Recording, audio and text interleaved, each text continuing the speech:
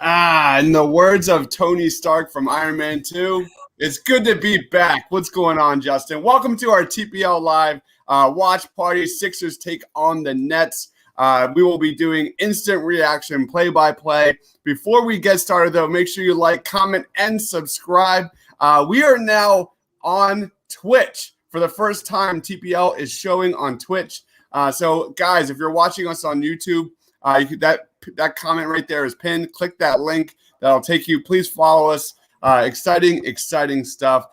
Joining us today is my man, Justin. You know him on Twitter at J_Bersacetti. Justin, how you doing, bro? Listen, I'm chilling out. See, here's the sad thing.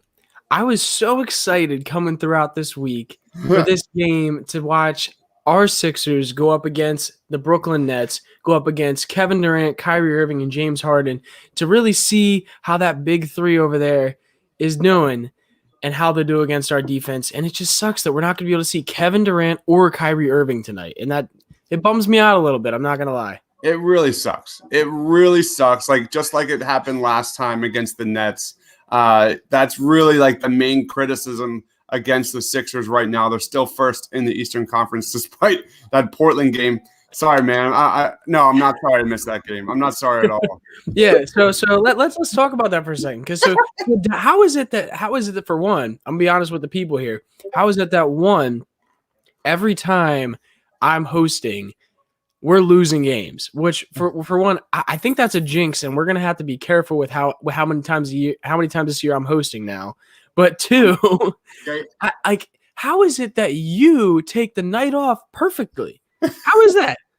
How is that? Yeah, maybe it's just a good luck charm, or I think the secret sauce here is avoiding the back to back. If you can avoid the back to back, you're normally making a good decision, because that's the Eagles' kryptonite right now is depth tackle. The Sixers kryptonite. You thinking too much about Carson Wentz and the Eagles right now. Goodness. Do you think we're going to talk about Carson Wentz tonight? We have Kevin going, what is up? Yeah, Kevin Cronin already asking questions. I think if you're crazy if you don't think he's getting traded already. Like actually, this is funny because my dad was at work today and one of his buddies was like, hey, what do you think about Carson Wentz? Like, I don't want him to get traded. Do you think it's going to happen? And my dad's like, oh, it's a certainty. At this point, it's going to happen. Like, it's not even. Yep. How do you feel about that, by the way? I know this is Sixers live stream, but I know people in here also are Eagles fans normally. So what are your opinions on that? Well, I feel like we're going to be talking about this all night. I just have a hunch. My feelings of it, the Eagles are a complete disaster. It is a complete disaster, top to bottom. And the guy that's still in the office, Howie Roseman, the guy that hasn't drafted a Pro Bowler since 2014, the guy who missed on McAdams, Metcalf, Jefferson, the guy who undermined his quarterback and spent everything he had to trade up and get him, Carson Wentz, the guy that basically sent Doug packing and now Carson Wentz packing, is still in the office. And now he's going to have essentially 3 to 5 years just to do nothing and just sit back and watch this team rebuild. Howie Roseman is a fraud, and it's absolutely pathetic that this guy's still on this Eagles roster. I don't get it. The Eagles are an absolute train wreck. Regarding trading Carson Wentz, it sucks because I'm a Carson Wentz guy, but let's be honest, he was terrible last year. Before that, he was an MVP candidate, and he had a really strong end in 2019, and he's not going to get a chance to have that comeback season, but let's be clear, there's been a lot of stories being leaked about this guy just being an a-hole, not a team player, not listening to coaches, just being a real jackass. And which is so odd to me because although in the media he definitely puts on a good show, you can see a little bit of know-it-allness from him at times, but overall he seems like a pretty genuine dude. So it's that's kind of came out of left field to me because it never seemed like he was some stuck-up dude. But then you deep dive into it more, and it's okay, in just about every press conference, is he acting like he knows more than everybody else? I don't know. That's the concern. Clearly, he doesn't want to be in Philadelphia anymore. It makes total sense to just get rid of Carson now and really, because next year was going to be a wash anyway. Even if you had Carson, you could put Band-Aids on this team. The team is salary capped to hell and back. No matter what you're looking at, next year was a wash, and it was probably, 2 years of just being mediocre. So I guess it makes sense to really just commit to that full rebuild. You're bringing a brand new head coach, never been a head coach before, Nick Sirianni. You're building around Jalen Hurts. Anyway, if you can get a first round, that was the other shock that, like, I had a hunch that Carson was going to be traded, but the stuff here is that they could get at least one first round pick out of this. Yeah, which kind of surprises me. Yeah, believe it or not, because I thought his value was going to drop a lot, but then to be honest, when Jared Goff with what what the Lions got from the Rams, it kind of made me a little bit more optimistic about what we could get for him if they wanted to trade him. Yeah. Yeah. What's up? Yeah, I'm just saying, has he been traded? So Schefter said that he's going to be traded within the next several days, early next week. So keep a lookout there. And the Eagles are pursuing a Matthew Stafford, Jared Goff-esque package of first and a player. Which I saw this on Twitter. I don't know who said it.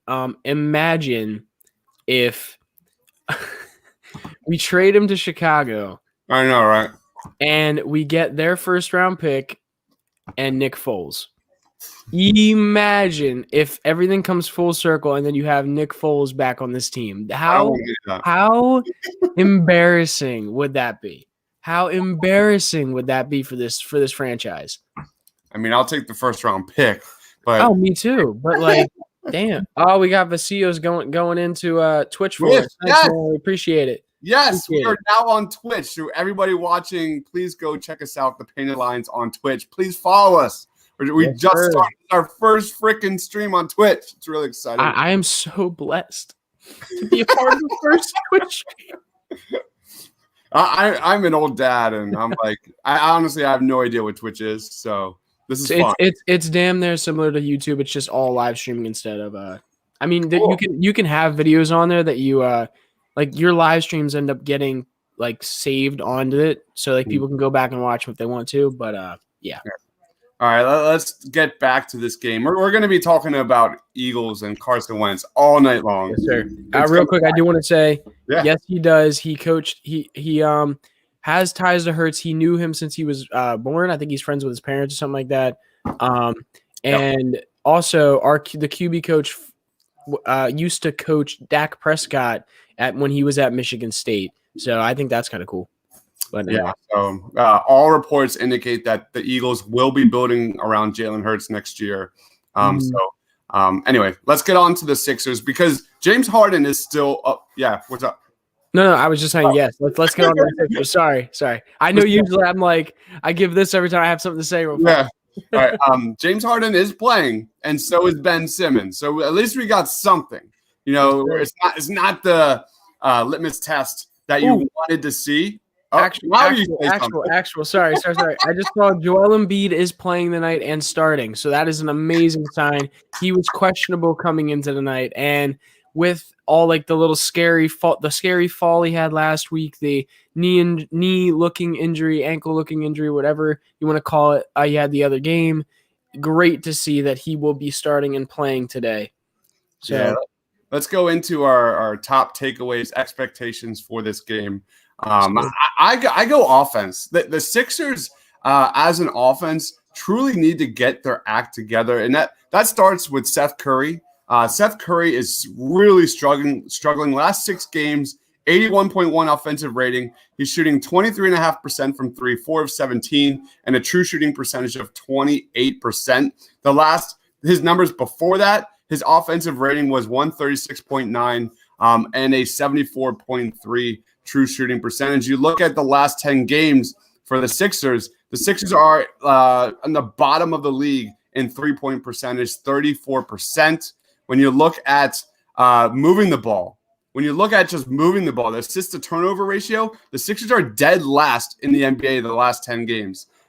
So what do I want to see tonight? I want to see a more crisp offense. I want to see guys like we saw in those first 7 games getting wide open looks. the ball moving crisp around the perimeter. That's what I'm looking for tonight. Seth Curry, I'm hoping Seth Curry gets his act together and is that gravitational force that we've seen in the first, 5-6 of the season so far. What about you, Justin? Yeah, I mean, my biggest thing, honestly, I want to see Ben Simmons come back with a vengeance today. I want to see him come back going at James Harden because Ben is going to be on him in the big minutes of this game. Obviously, they'll switch out for other people on James throughout the game most likely, but I want to see Ben Simmons come out here and show why it is we didn't give up more to go get James Harden this year. I want him to show the fans, the league, why he is valued and what he is for this team. Because I know it's not easy to stop James Harden, but if anybody in the league, Ben Simmons can slow him down, in my opinion. So that is what I am most looking forward to tonight. Awesome, guys. If you're watching, please comment. Let us know what your expectations for. What are the top matchups? Let's get to some comments here. Marquise. Oh, Marquise is always first to the party. Sixers got one job tonight. Get the win. Stop underestimating undermanned teams starting tonight. You talk about undermanned teams. They lost to the Nets without Kyrie and KD in that first matchup. And really, like the storyline of that game, if you remember that game, the Sixers had 19 turnovers. 19 turnovers from the starting lineup in that game. So I mentioned assist to turnover ratio against that team. 19 turnovers from the starting lineup alone. That is real quick. Didn't we have no players that game though? Wasn't that? Oh, we played. I got you right here. Everyone was pretty much healthy. Ben, Tobias, full starting lineup. Against the Nets. Wait. I take it. Shake started. So I mean, Seth Curry did not play in that game against the Nets back in early January. Wow. Wait. But that was before the James Harden trade, correct? So that was when Karis LeVert was playing. Spencer Dinwiddie was hurt though. Okay, I'm trying to remember who was on the team because in my mind I was thinking, I'm like, wait, hold on. That wasn't when James Harden was on the team, right? And I was like, wait, hold on. That's not when we had COVID going on either. I couldn't remember. Joe Harris went off. Karis LeVert had 22 points. It was a very, very sloppy game for the Sixers. But anyway, let's keep it going. Marquis says Ben and Toby want to be all-stars. They need to carry this team at home after losing to this team earlier. Williard says this was supposed to be game of the year again, and here we are. Yeah, and honestly, that seems to be happening a lot with just about every team. I mean, we played the Celtics without Kemba Walker. It was amazing to me that the one game that we've been able to play so far, pretty much with a whole team healthy, that's a legitimate title contender, was the Lakers, and we won that game, which is very, very nice to see. But we really still haven't seen how we line up against the East. I mean, Miami, when we played them, they didn't have Jimmy. They didn't have Bam Adebayo. At least I know that. So it's just like we really haven't played a top East team. Now, mind you, Miami's not top right now, but point is we haven't played a top East team that's fully healthy yet. So it just sucks that you're not going to see that tonight. And Brody, real quick. Brody, Embiid is playing tonight, which is amazing. After being questionable coming into today, he will be playing tonight. So love to see that. Seth Curry expectations. I already broke that down. Needs to get his shooting together. Yam says, I'd sit Seth for another week. Maybe that's the solution there. We'll see. Honestly, I think with that, it's like, I don't necessarily know if it's sitting another week. Now, obviously, I don't know how COVID is affecting him, and I don't think anybody really understands necessarily how to deal with COVID after the fact yet. I'm sure they're doing studies on people right now to figure that out. But to me, if it's just a conditioning issue, I think playing him consistently is what's going to help him. I think sitting him, and if he's going to do like conditioning outside of it, then great. But ultimately, we need to get him in game. We need to get this starting lineup and get this team understanding their spots and gelling, really, because we still haven't really gotten a chance to do that yet. Even though we are the first seed in the Eastern Conference, we still need to figure that stuff out. Yes, sir. Vasilios is our first viewer on Twitch. That's really exciting. Again, please go follow us. The Painted Lines on Twitch. Go follow us. We're going to try and grow that a little bit. Yam says, what do you think about the Ben Simmons haters still not realizing what he means to this team after getting roasted without him? It says what we've been saying, echoing literally every pod. Yep. No one sets up teammates better than Ben Simmons. Ben Simmons is the spark plug. He's the closer in fourth quarters. You want to know why the Sixers dominate opposing teams in the fourth quarter and get the W's? It's because of Ben Simmons' defense. That is a huge part of it. Do you want to hear the Nets starting lineup? Yeah, let's go. James Harden at the point, Joe Harris at the 2, Timothé Luwawu-Cabarrot at the 3. I just forgot who was at the 4, and DeAndre Jordan's at the 5. Right. So, but I mean, we're gonna get to see process legend Timothé Luwawu-Cabarrot. TLC, baby. Don't go chasing waterfalls. Thunder says, I sadly won't be able to stay on live. Thought I would be able to stop by and say hi. Let's go, Sixers. Thanks, Thunder Dude. You're the man. Thanks, Thunder. You're the man. We got another Twitch viewer, Chris Bosch 44. What's going on, man? Thanks for joining. Please give us a follow. We're brand new to Twitch, so really, really fun stuff. Thunder Dude thinks the Sixers win 121-119. Joel Embiid, player of the game. That would be a very fun game if that happens. Yeah. See, here's the thing. Here's my thing with like Sixers and winning and close games. I love them because 1, they're fun to watch. I love watching good basketball. But 2, they stress me the hell out. And 3, we usually get better viewership during that time. So it's like I love it, but also my anxiety and stress hates it.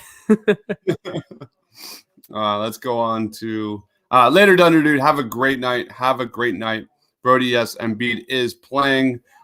Ian says, get the W. Ben needs to show consistency. Absolutely. Apex says, where's Kyrie? He's got a sprained right index finger or something. So I believe that's why he's out. So Green is at the 4. Says Ian. Kyrie fell off the side of the flat earth. That's why he's out. It's Gint. Oh, what's going on, Matt? Matt's one of the co-hosts of the Daily Dose and the Faithful Fanatics podcast. Go watch The Dark Knight, you coward.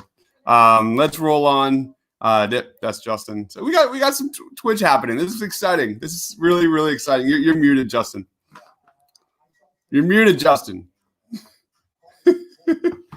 No, I was laughing at myself. I just logged on to Twitch real quick. Cool. I don't even know what it looks like. I gotta check this. I told Shane to send me a screenshot of what it looks like. So yeah, it literally just looks exactly like YouTube. Like literally think about it like that. But what should we talk about? Player of the game? Sure. All right, player of the game. Gotta go Joel Embiid. How do you not go Joel Embiid tonight? This guy cooks against the Brooklyn Nets. What about you, Justin? Who's your player of the game?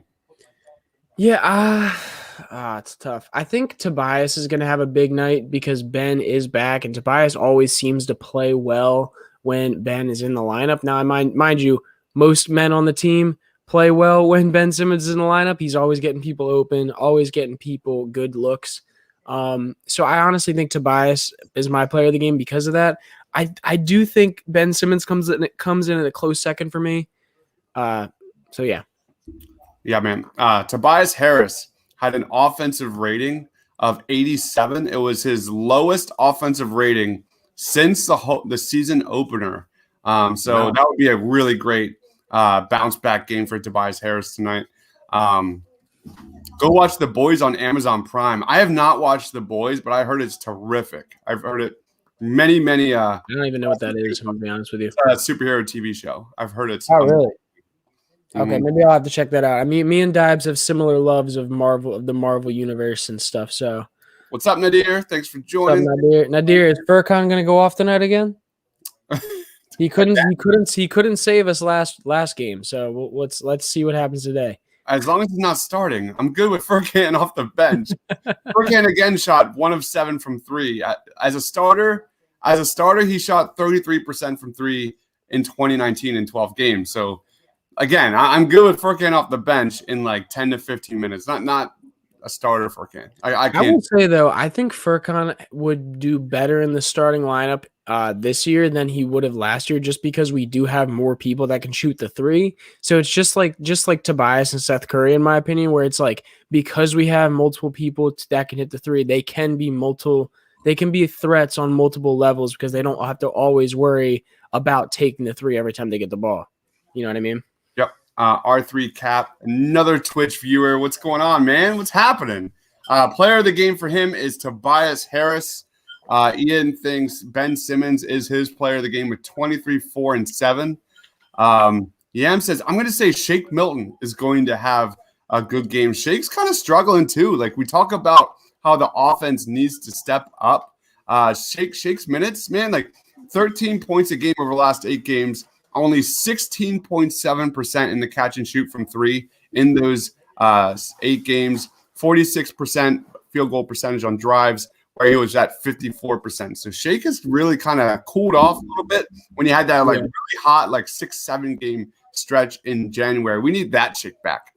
So here's my question about Shake though, is like, because in the beginning of the season we were very, very high on him and very, very high on him possibly getting a spot in the starting lineup. Now, as the season has gone on, we've seen that Doc really likes to keep him with that second unit, wants to get him comfortable with the second unit so that can be at least one guy that's reliable in the back end, I would assume.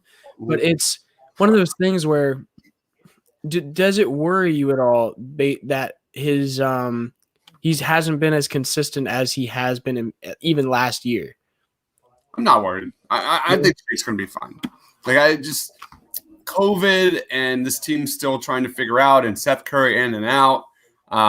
Still, you have guys like Furkan.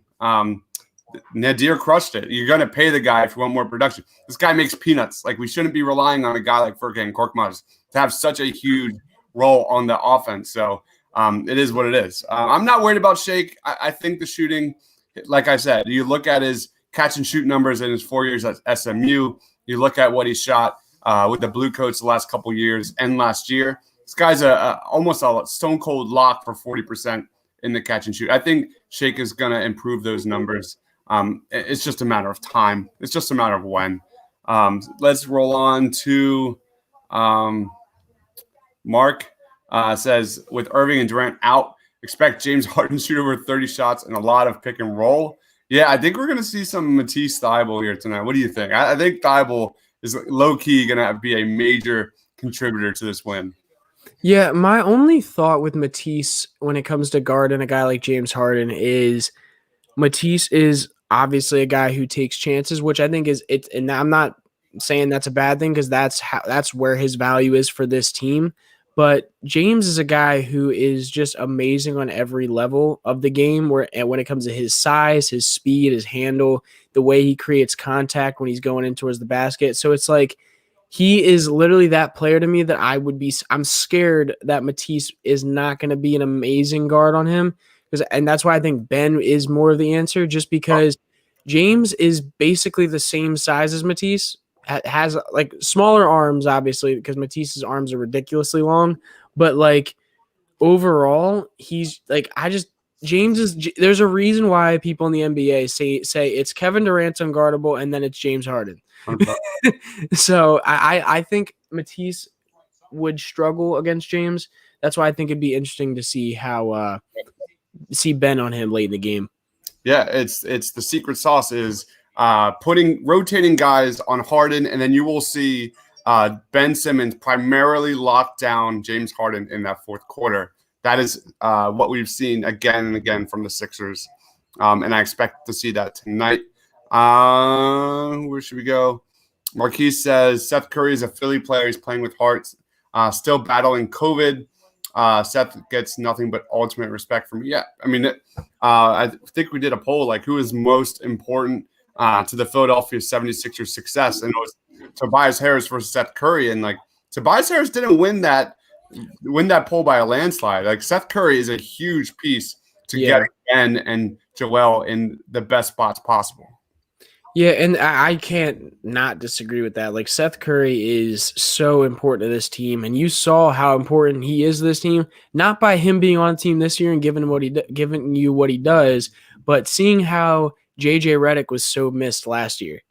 Like you need that a guy who is a knockdown shooter at that shooting guard spot on a team where you have Ben Simmons and Joel Embiid as the stars, and that's just how it is.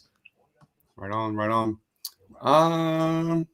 Nadir says Hunter Brody, me, Mike Missinelli, and then Austin for biggest Furkan Korkmaz haters. Oh my goodness. Love it. Love it. It's awesome. Speaking of Furkan, going for 30 tonight, says Photography 101. My goodness, 30 points, Furkan Korkmaz. Let's go. Let's go. Ian says, so happy that we're playing the Nets on the city court. Hells yeah. It's good to be home for sure, for sure. I feel like Brody's falling off. We're not going to touch on that. Apex says, Matisse needs to stay on the ground and move his feet, and he will lock him up. Marky215 is here. What's going on, man? What is happening? What's good? Yeah, you guys are commenting like crazy. Thank you so much, guys. Please, guys, if you're new here, go give us a follow on Twitch. We are the Painted Lines on Twitch. This is our first stream on Twitch, and we want to grow that as fast and as much as we can. So give us a follow on Twitch. We'll be here all night doing play-by-play reactions, and that will take us into our post-game show. It's a different stream. I'll put the link in the comment section, but you can find the link for Twitch on YouTube. If you're watching us on YouTube, just click it. It's pinned. It's right there. Hit that follow button. Ben says, agree with Seth. Good day, all TPL. Smash the like button. Amen, Ben. He's our man from Australia. All right. Player of the game, I'm going Ben Simmons. I need Ben Simmons to really take it to James Harden. It would be just what the doctor ordered. I don't know if you guys know, but like when the season started, that first 10 games was nothing but, in the comment section, nothing but Ben Simmons for James Harden trade rumors. That's all we talked about, and it'll just be absolutely terrific to see Ben take it to James Harden today with a good W. Who do the Nets have to stop Ben Simmons from driving into the lane? I can't tell you. So realistically, the only guy that makes sense to me that could possibly give him a little bit of trouble would be like a guy like Jeff Green, just because he plays really hard on the defensive end, especially on the interior. But other than that, Luau Cabarro has been known to be like a good perimeter defender, but he's obviously not even close to the size of Ben. So I'm not sure. All right. Stephen Green says, thoughts on DeAndre Jordan's defense. Any thoughts on that, Justin? I'm not going to pretend like I've been watching Nets basketball games. So yeah, so I think there's a reason why their defense is one of the worst ranked in the league, and it's not only because they're top heavy, it's also because they are not very deep at the center position anymore. This is one of the teams that had one of the best depth at center with Jared Allen and DeAndre Jordan and Nicholas Claxton for a while. And as soon as that trade came along and Jared Allen got out of there, it just went downhill from there. I think DeAndre Jordan is a suitable center and an okay center to have on a team where you're not going up against Joel Embiid. He's able to play basketball still, but he's definitely not capable of guarding a guy like Embiid anymore. Yeah. Our ADR though says Embiid for player of the game. Marky215 says go right at Harden. They have no good paint defense. I mean, didn't Portland have terrible defense too? And the Sixers struggled. I will say again. I will say Portland had Enes Kanter, and Enes Kanter is a board machine, and he showed that. So it wasn't necessarily the paint defense for the Portland Trailblazers that got us. It was the lack of outside offense for us. So lack of rebounding and outside perimeter offense for us was that issue. Nadir says you can't have offense like that. JoJo lacks basketball IQ. Man, what was that like seeing him go down last night? What was that reaction? Oh man, I'm not gonna lie. I got real worried. It did not look good at all. And to be honest, the way he reacted during it and then him being out like in the locker room after that, I was very, very surprised to see him come back on the court. Yeah, right. I was like, why are you sending him back in? There's no reason to put Joel back in that game. Absolutely no reason. Joel is everything. Long term, big picture wise, no one's going to care about a Portland Trailblazers game when the playoffs start and Joel's just beasting and feasting down low. So Apex says, I agree. JoJo will come down, clank a shot, and then everyone gets cold. Ben wasn't playing. And then Simmons shares the ball, keeps others flowing 100%. All right, guys, we are getting ready for tip-off here. We're less than 10 minutes away. Guys, that would be truly fun if Carson Wentz gets traded during the show. It's not going to happen. But I don't know about you guys, but I'm like literally refreshing Twitter on my phone like every single minute. So every time I get a notification, I'm like, that's it. That's it. So I imagine we're going to be talking not just Sixers versus Nets. We're going to be talking a lot about the Carson Wentz potential trade down the road here. We did our quick plug. We did an Eagles draft special with my man Chris Malley and Shane Half. That was Friday. Really, really good stuff. We kind of just did an overview of the top Eagles questions, biggest concerns with Howie Roseman. Jamar Chase versus Devontae Smith. We broke that down. Should they draft a quarterback at number 6? Who are the best prospects at number 6? And some day 2 and day 3 prospects, best fits for the Eagles. And we're going to be doing a day 2 breakdown, more in-depth breakdown on day 2. We're going to be ranking our top prospects for the Eagles on day 2, and then we're going to do a day 3. And after that, we're going to be doing dueling mocks. So what we're going to do with that is we're going to do a live draft, simulation draft. We're going to pick our teams, and then we're going to throw it probably on YouTube here, and you guys are going to vote for who had the better mock for the Eagles. That's going to be really, really fun. Here we go. Half and Half says Carson Wentz for 12 and Jimmy G. What would you think about? See, this I clicked on this comment because I actually wondered what people think about this, because this isn't a topic that is out there right now. Or I at least haven't seen it much. What would your opinion be about Jimmy G? About Jimmy Garoppolo? If no one knows who Jimmy G is, talk about the San Francisco 49ers and Jimmy Garoppolo, quarterback of the San Francisco 49ers. Now, the contract situation would actually work out a little better, I feel like, if that was the case. The Eagles would be getting back another guy who's making some decent money. But like overall, what are your thoughts on Jimmy Garoppolo? I would drive Carson to the airport if we get the number 12 pick. I mean, that's really what it is. It's not Jimmy Garoppolo, because I still think in the end they'll probably play or build around Jalen Hurts. That's I don't know. Maybe I'm wrong about that, but getting the 12th pick and the 6th pick in this draft, that gives you a lot of weapons.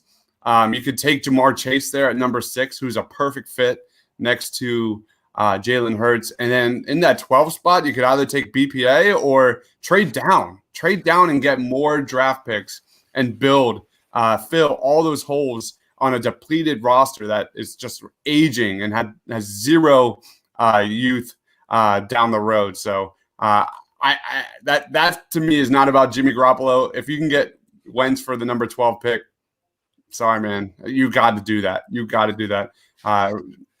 Shane says not interested in Jimmy G, but heard it floated out there. I would be thrilled with the first pick. So number 12 would be amazing. 100%. So I think the leading teams right now is the Colts and the Bears. That's what I've heard. Yeah, that's what I've heard too. And it's I don't think that should be a surprise to anybody, considering the coaches that Carson had the most success under his career. John DeFilippo is with Chicago, and you got Frank Reich with the Colts right now. So I don't think that should be surprising to anyone. Yeah. How much like leeway do you think he has, and how much say he has with this trade going on right now? Carson? Mm-hmm. Because obviously, like he's probably someone who's going to have to restructure his contract to do this. So has some pull in where he's going, I would assume. So that's something I'm curious about. Like, how much pull does he have? I don't know, man. I would imagine not much. Just from judging, like this dude hasn't said a word. Like he's been completely non-existent. He's removed everything about the Eagles on his Instagram. Dude, I would say real quick before we get into that part, apparently that's been gone for a while. Oh, really? Okay. Mm-hmm. Well said. All right. Steven says, if we can beat the Nets, it would be so poetic. Wouldn't it be amazing to see Ben lock up James Harden tonight? It would just make me feel so good. So good. Gin says, TPL Call of Duty tournament on Twitch. Ooh. Let's go. I only have a Switch, so I can't play. But I can't play either. I could play 2K. We can do a 2K tournament. NBA 2K. Shane says he's all about that. Mark says Eagles won't trade Wentz before the Super Bowl. Do it next week. Steven wants Jimmy Garoppolo. And Nadir says, bye, Carson. Congratulations, Chicago. Steven, we're not going to be streaming the Super Bowl. We were kind of debating it and throwing it out there, but it didn't really click. So I think we're going to just watch it with our families here. Shane says, I would think the only pull Wentz has is he might pout if he goes somewhere he doesn't want to. Otherwise, he has no say. I'll stop hijacking your Sixers watch party. But thanks for watching us on Twitch, by the way. We're getting some Twitch comments. This is awesome. I love everything. Yes, sir. This is working. I love it when a plan comes together. All right, we are getting ready for tip-off. We're a few minutes away. Thank you, everybody, here for watching. Check us out on Twitter at The Payton Lines and thepaytonlines.com. We're on Facebook. We're on Instagram. Now we're on Twitch. This is our first live stream on Twitch. Please, in the comments section on YouTube, I put the link for Twitch there. Click that. Hit follow us. It's going to be really, really fun because we have some interesting ideas moving forward. We're going to be kind of doing some TPL gaming and stuff. So that'll be really, really fun. It's going to be really, really fun. I just hope we can do like a Mario Kart tournament. That's my game. That's my game. I'll take you all down in Mario Kart. 2K, Call of Duty. I suck in those games. I am terrible. But when it comes to Mario Kart, let's go. I played that for like 2 hours last night before we go to bed. Yeah. See, when I was younger, I was just grossly good at Wii games. It was bad. Like, I only played Wii and GameCube up until like late middle school, and I was ridiculously good at Mario Kart. And I remember like anytime any of my friends came over, and we would play like Wii Sports or whatever, and we would do home run derby, and I just knew how to do it. I just knew how to do it. It was bad. By the way, Sixers starting lineup officially: Ben Simmons, Seth Curry, Danny Green, Tobias Harris, Joel Embiid, James Harden, Joe Harris, Jeff Green, Luau Cabarro, and DeAndre Jordan for the Nets. Awesome. We see this nifty little feature on StreamYard. We can now share video files. So I can actually go into and share a video file here. Where's that at? See the share button?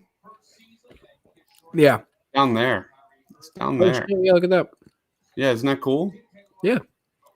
So anything like all the videos I make and stuff, we can just throw it right there. Nice. Really, really cool. Yeah, this is the first time we're actually going to be able to see like our stars in the city jerseys. I know, right? Last time we actually got city jerseys. Jones on the run, and it's just too easy for Devontae Smith. Nice. Anyway, we can watch mine. We can also put my guy. Is Coyle going to be doing any videos today? Highlights? I don't know. I know Coyle was at the beach, so I highly doubt it. Haven't heard from him. But I'm sure he'll show up at some point during this watch party, for sure. All right, Sixers getting ready to tip off. Oh, come on, Ben. Prove the doubters. Prove the haters wrong, man. Let's go.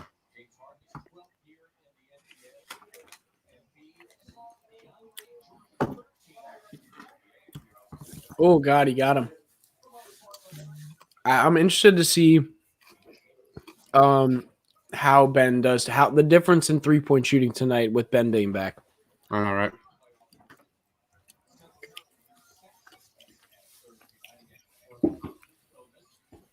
Way too easy for Harden. Way too easy.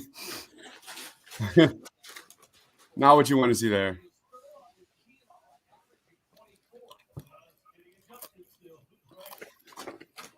Oh, yeah. Joel heading to the free throw line. That's what you want to see. Always. Like, I low-key almost feel bad. Like, and I actually talked about this with Tiago. I like, at some points, feel a little bit bad for the other team's centers.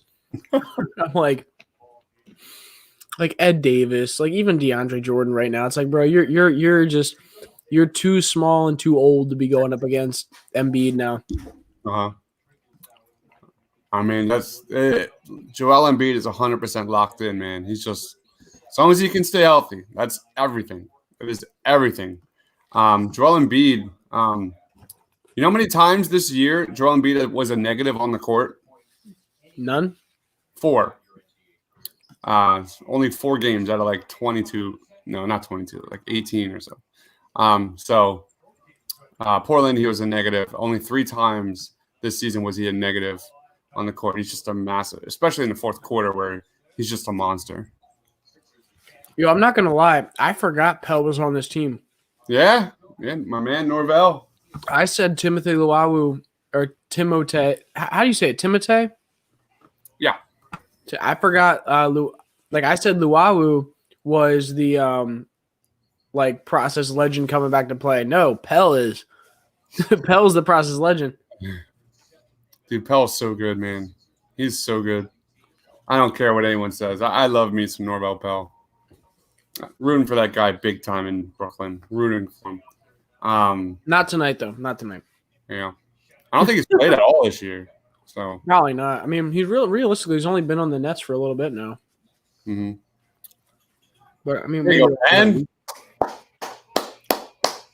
Nice aggressive take from Ben Simmons. Nasty. I hope you're right, though. Because Steve Nash said expect it. Right now, you're seeing Ben Simmons early on James Harden, which is nice. Mm-hmm. What you laughing about? Embiid just dribbles the ball down the court, pulls up from 3. It's insane. That do be Embiid this year. It's insane for someone that size to just do that.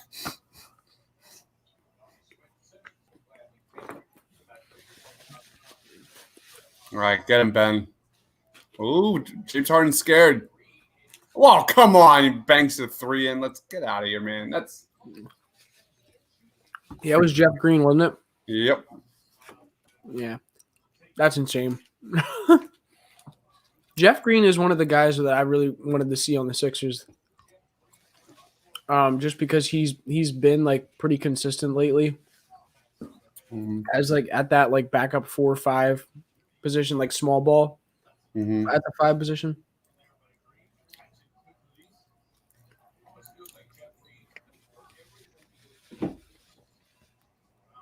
Money. All right, Sixers are down 10-6 here after a nice pull-up J from Joel Embiid. Oh, another Seth Curry steal? Yeah, baby. Oh, I missed it. Damn. Dude, I don't know. My parents went out to eat today. And I don't remember where they went, but this sandwich they brought back for me, holy shit, was it good. What was it? I don't even know. Dude, I made did you see the nachos I made yesterday? Mm-hmm. Yeah, I did. Dude, those were outrageous. Really? Yeah, probably the best nachos. So I smoked a pork loin in like Texas barbecue sauce. Ooh. And I shredded that. And then I made nachos. So like chips, diced, Deandre Jordan, alley-oop, one-handed alley-oop.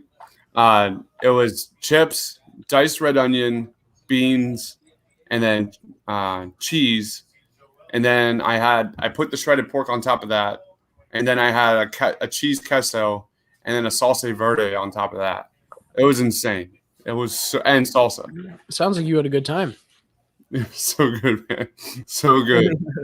I'm making poutine tomorrow for the Super Bowl. Nice. From scratch. We're going simple. We're redoing our kitchen, like cabinets and everything. Okay. And so today I spent most of my day like doing demolition in our kitchen, taking out the floor, taking out the cabinets, everything. Cool. And so we're doing that. So we aren't able to make anything because our oven and our everything is just like unplugged and out of the way. So we're resorting to making taco dip and salsa and chips. Can't beat it. Is nothing wrong with that, but absolutely not. Yeah, which taco dip is like the bomb. I don't if you don't know what I'm talking about, if you've never had it, I'm sorry. That's sad. I'm gonna use the leftover pork, shredded pork, and I'm gonna make homemade French fries in the air fryer, and then I'm gonna make a poutine gravy, and I'm gonna then put the cheese and shredded pork on top of that. Oh my goodness! I'm sorry, guys, if you're watching this and you're hungry, but like, holy damn, is he talking right now? Yo, we got the air fryer for Christmas. And all my friends have always said, like, you got to get an air fryer. You got to get an air fryer. And it's no joke, man. It's legit. I love my air fryer.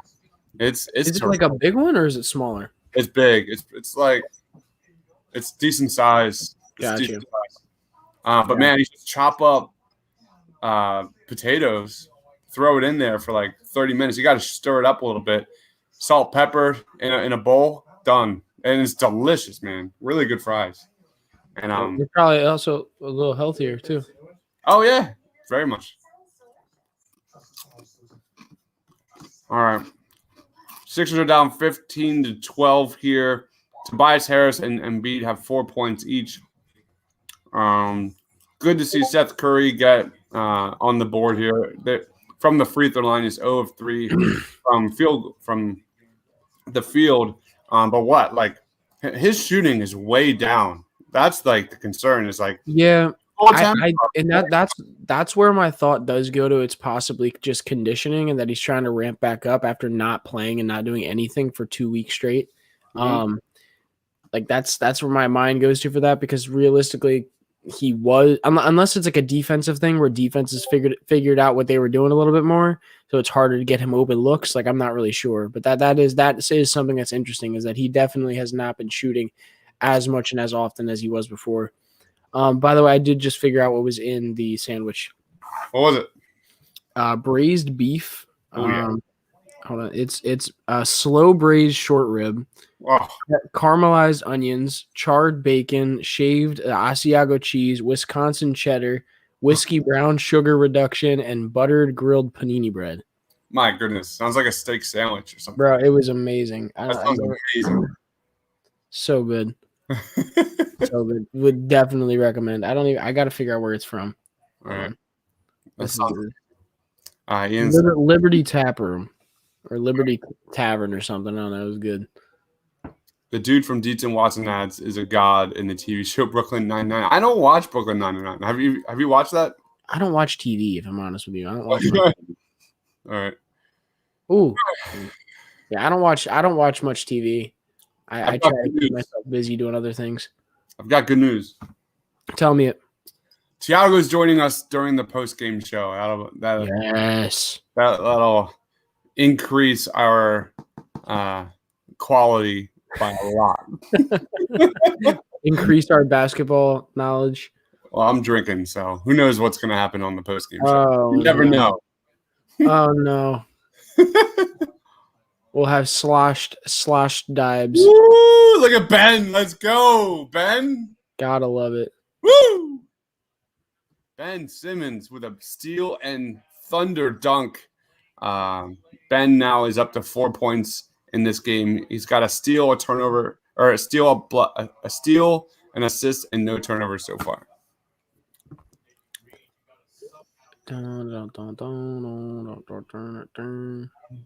Yeah, I need to watch Brooklyn Nine-Nine. I am so bad when it comes to TV shows Like I consider myself like a film and TV nerd, but when it comes to TV, but not TV.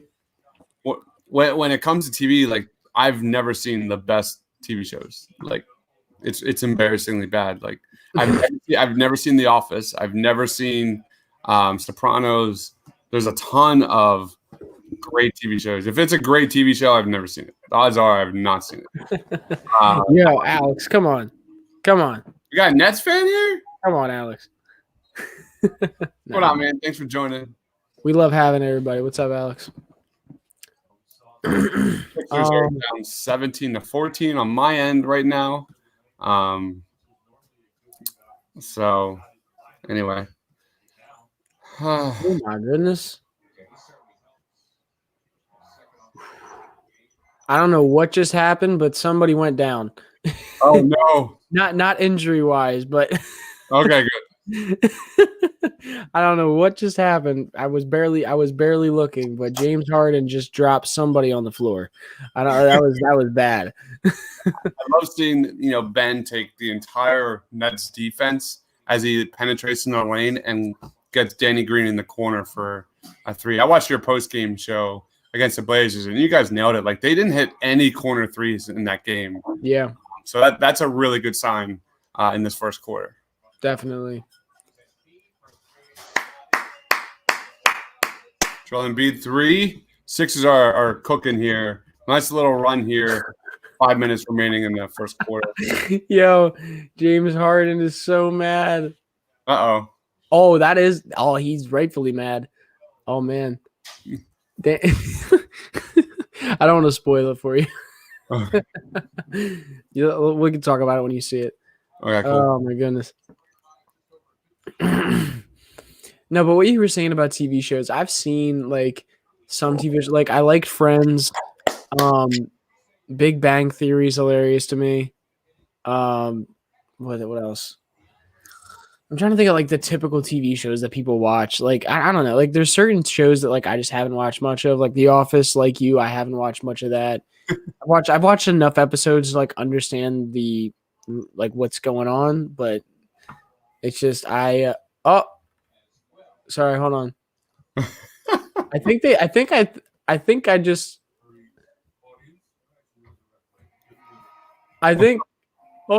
someone. I don't know what's happening. Is there a replay happening, or did that really just happen? Hold on. What the fuck? I think James Harden might have just got thrown out of this game. Nuh-uh. Wait, no. Okay, wait. Maybe the tech. Okay, there was 2 technical fouls.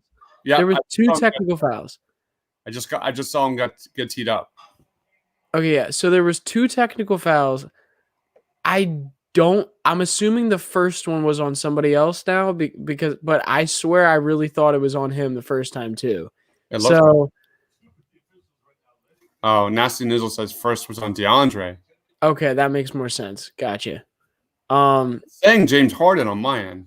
No, James. It's because both of them got teed up. So James got teed up the second time, but I had thought that it was. I thought that James got teed up both times. I was like, holy shit. I'm like, I thought he got tossed out already. There's still 4 minutes in the first. Oh, Joel is clicking, man. That ball was in and bounced out. Ian says, tell you've seen Full House. Dude, I grew up on Full House, man. I even love Fuller House. That was an awesome show. Super, super cheesy, but all in that Full House esque way that made it so memorable in the 90s. So love Full House. King of Queens. Yeah, Toby. Good. King of Queens is terrific. Yeah, that's a good one. That's a little bit old for me to understand all the references when I first started watching it, but that's definitely a good show. You find it funny. You find it funny WandaVision and their portrayals of all that stuff. Actually, should we talk about that? We probably shouldn't talk about that. Let's hear it, guys. Do you care if we talk WandaVision? We definitely do not talk spoilers, but we can talk WandaVision. Yeah. Well, I don't want to. My point is because basically every episode's a spoiler if you haven't seen it. So it's like Like if you haven't seen like the next episode, there's so much happening. Like so much happening. That last episode was a doozy, man. Best of Oh, the dude. far. Best. Okay, so did you expect? Okay, no, I'm not gonna say it. But I'm not gonna say it. But did you expect the someone to come out of this of the thing? So, there was rumors like all week, the like last week or two, that it was leaked. The reveal was leaked, and that's why like I've been pretty much non-existent on Twitter. Yeah, like week or plus, because I love being in the dark with these things. No, yeah, me too. But I did know that there was some sort of cameo happening. I did not expect it at all. Yeah, neither did I, dude. Nope. It was one of those moments where it happened, and I was like, why didn't I think of that? Yeah. It was weird how it happened, though. It was so weird how it happened because it was like it was those things where it's like, okay, controlling everything and all of a sudden controlling not. Like all of a sudden not doing that. I was like, oh, what? Well, that I expected. That I predicted from the first episode. Gotcha. Okay. So I've been on that. I don't know what to say and what not to say right now. Yeah, so that's why I'm being very, very vague. I understand that. I'm my honestly, the other thing I was I didn't really expect was when something was shot at somebody, that the somebody to come and say hi, if you know what I mean by that. So we did a episode 5 spoiler. Well, we've done episode reviews podcast on every episode so far on WandaVision, but episode 5 was terrific, and we did a Suit Up Geeks podcast Friday, and that's at the Painted Lines YouTube channel or paintlines.com if you just want to listen to the full audio. But it was essentially all 4 of us just like geeking out. It was so much fun. There was no format. We literally just were like going with the flow and making up all the theories and predictions for the show moving forward. It was an amazing pod, probably the best pod we've ever done. Because it was just hype. Organic. Yeah, it was awesome. So I am the co-host of another podcast called I do Party on Broad, and then I do the Suit Up Geeks, which is a love letter to comic book movies, Star Wars, Disney, Pixar, all that fun stuff. So everything that I love. So I always watch them.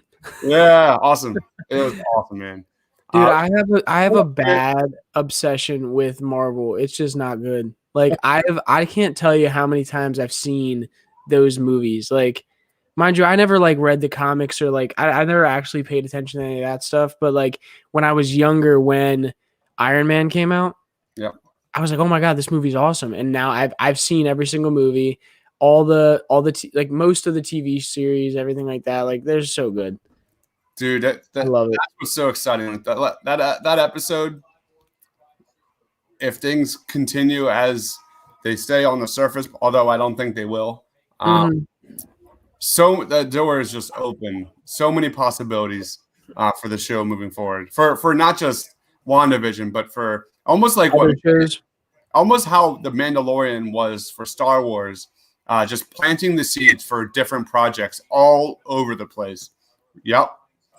And it's just really, really exciting. Ian says time flies when watching the Suit Up Geeks. Thanks, man. Appreciate that. I love that podcast. It's so much fun. We really go full nerd. I write reviews of WandaVision on the paintlines.com as well every Friday morning. I wake up at 5 a.m. Friday mornings, watch it, write a review at the paintlines.com. It's like my favorite part of the week. That's me. That's me on a silver platter. I love all of that stuff. Yeah, I just saw Landry Shamet try to guard Joel Embiid, and it was kind of sad. That's the matchup you want. No, but but the reason I'm saying kind of sad because I kind of miss Landry Shamet. I loved that guy when he was playing for the Sixers. Landry was one of those guys I was like, oh, he's gonna be amazing for this team. Like he's our next JJ Redick. Like he's gonna be so good. And then he went to the Clippers and was not very good. So they were willing to give him up. And now I don't know how he's playing for the Nets, but I know when he was with the Clippers, he wasn't that great. I think he's struggling. I Is he? think he's struggling. Yeah. Wonder why that is, because he was just and maybe it's because of the difference in offensive scheme. Like maybe he's better at shooting the ball off the dribble, because that's what it seemed to be when he was with us. Like running around picks, he was amazing. We have Quill joining us on Twitch, by the way. Please give us a follow on Twitch. It's our first live stream on Twitch, and it's really exciting to see people commenting from Twitch, because you can see the little nice little bucket by Ben again. Is Ben outscoring Harden right now? I can look. I got you. Ben has 6 points. Harden has not. So I got a little too excited there. That would be something, wouldn't it? Like what would the Negadelphians say tomorrow? The Negadelphians, I love that. What would they say tomorrow on radio? They would have nothing to talk about. You know. Oh, you know good and well, Negadelphians always find something to talk about. It don't matter if Ben Simmons has a good game. Here's the thing. It went from Ben Simmons and Joel Embiid to bitching about them, to bitching about the coach, to bitching about the organization, bitching about the GM, bitching about everything. Always something. You know that all the notes for these guys on Philly Sports Radio and the national narrative is like all Ben Simmons hate tomorrow. Like this is why Ben Simmons should have been traded for James Harden. Like that's the lead. Not even Carson Wentz trade. It's going to be how the Sixers messed up not trading Ben Simmons. I will say, Harden playing like his Rocket days. Harden just playing like Harden, if we're honest. Harden is just one of those guys, man. He's a beast. Is Joel Embiid okay? I mean, what do you mean? I just saw him on the sideline. It seemed like he was hunched over, but I don't know. Like he was like, sorry, not on the side, like on the bench. I don't know what he was doing. I'm behind you. I can say he's got 15 points in 12 minutes. Okay, let me know if you if you see anything like anything on. Yep. Ben Simmons with a couple free throws there. Photography says Simmons going to get a 20-point triple-double tonight. Let's go. We got Matisse Thybulle defending James Harden as expected here to end the first quarter. That's kind of – I mean, no KD changes the entire – no KD and no Irving changes this entire game. Oh, my God, yeah. Korkmaz misses a three to end the first quarter here. Ben Simmons has 8 points in 12 minutes, 3 assists, 6 boards, and 0 turnovers. Very, very strong first quarter there for Ben Simmons. Joel Embiid is leading the way with 15 points. Tobias Harris, 6 points. And what did we say during this game? You want to see the Sixers move the ball better. You look at the Sixers' last 10 games, their assist-to-turnover ratio is dead last in the NBA. You look at the shooting, they're near the bottom of the NBA. So pregame, I wanted to see the Sixers offense start moving the ball more, getting better shots. And you're seeing that now. You look at even the first game against Brooklyn, the Sixers starters had 19 turnovers in that first game. Right now, only 3 turnovers. Ben Simmons, 0 turnovers. So really good start. The Sixers are winning by 5 points here, 34-29. Appreciate it. Let us know in your comment section so far. Your thoughts so far on this game. Light quarter for Ben, just 8-6-3. I mean, I think that's pretty good. Terrible quarter. Awful. Because Ben Simmons is He's a bust. He's a bum. He's a bust. He's a first pick of the draft. That honestly just a disappointment. I'm sorry. I think honestly, can we please trade him for like Boban Marjanovic, please? Please. Exactly. Bobby would give this team more. Oh man, I've got can you take over so I can work on Name That Sixer? Yes, sir.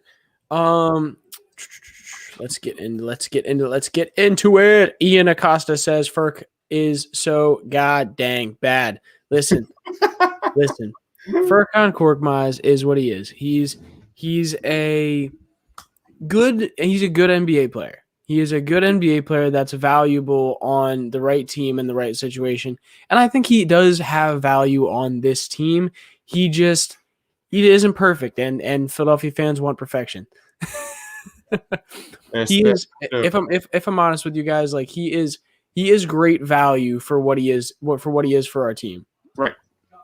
Realistically, he's a good 3-point shooter. He shoots 40% in his career, or at least on average when he's playing big minutes in his career. Speaking of guys that are good on good value contracts, Norvell Pell just shoved Dwight Howard. Norvell Pell's in? Norvell Pell is in and just shoved Dwight Howard, and Dwight Howard just got a foul call. Now they're fighting. No, I'm kidding. Oh, God. That would be fun. That would be very interesting to watch. I'm rooting for my guy, Norvell Pell, man. He still looks exactly the same. He does. If I get a shimmy from Norvell Pell, I will die. Oh, my God. Dude, you're going to love what you see in about 20 seconds. Really? From Norvell, yeah, damn. Dude, that man can get up. Like, he is just, like, ridiculously athletic at that center position. Yeah, baby Norvell with the block. My goodness. Love to see it. Yo, what's up, Ty? I don't even know what that is. What's that name? No, I just wanted to say I appreciate you on Twitch. I don't know what that name is though, buddy. I love how we're getting comments saying Norvell Pell in, let's go. I love it, man. I love the Norvell Pell love. Like, this guy deserved better.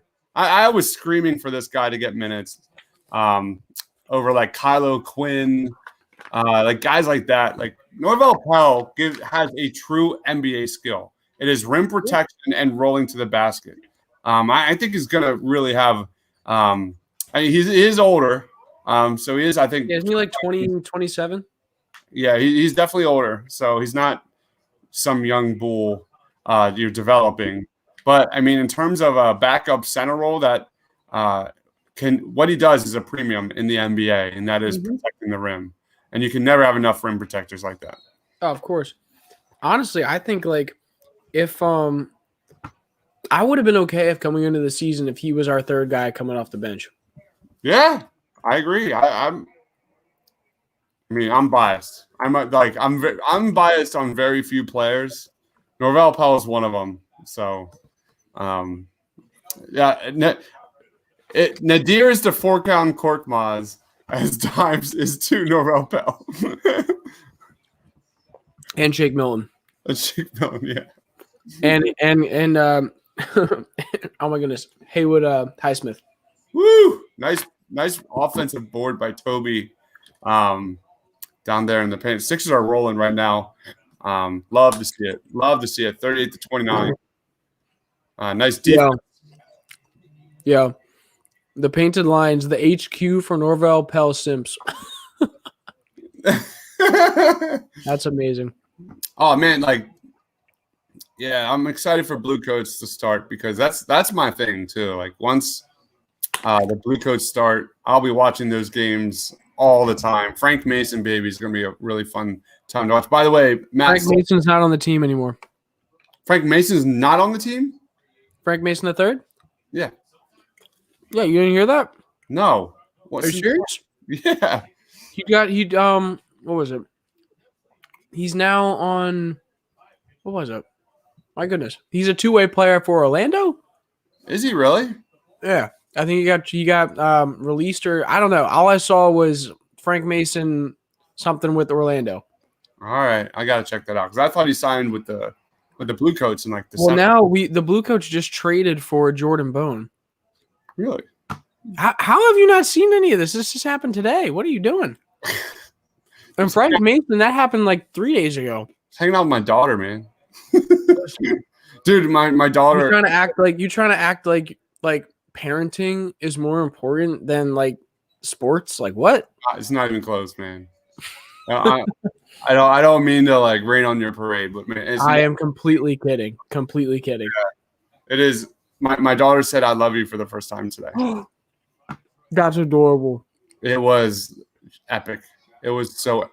I'm That's telling you, awesome. it's the greatest thing in the world. No, listen, I know this is going to sound stupid. Obviously, it's your kid, and mine was my little brother.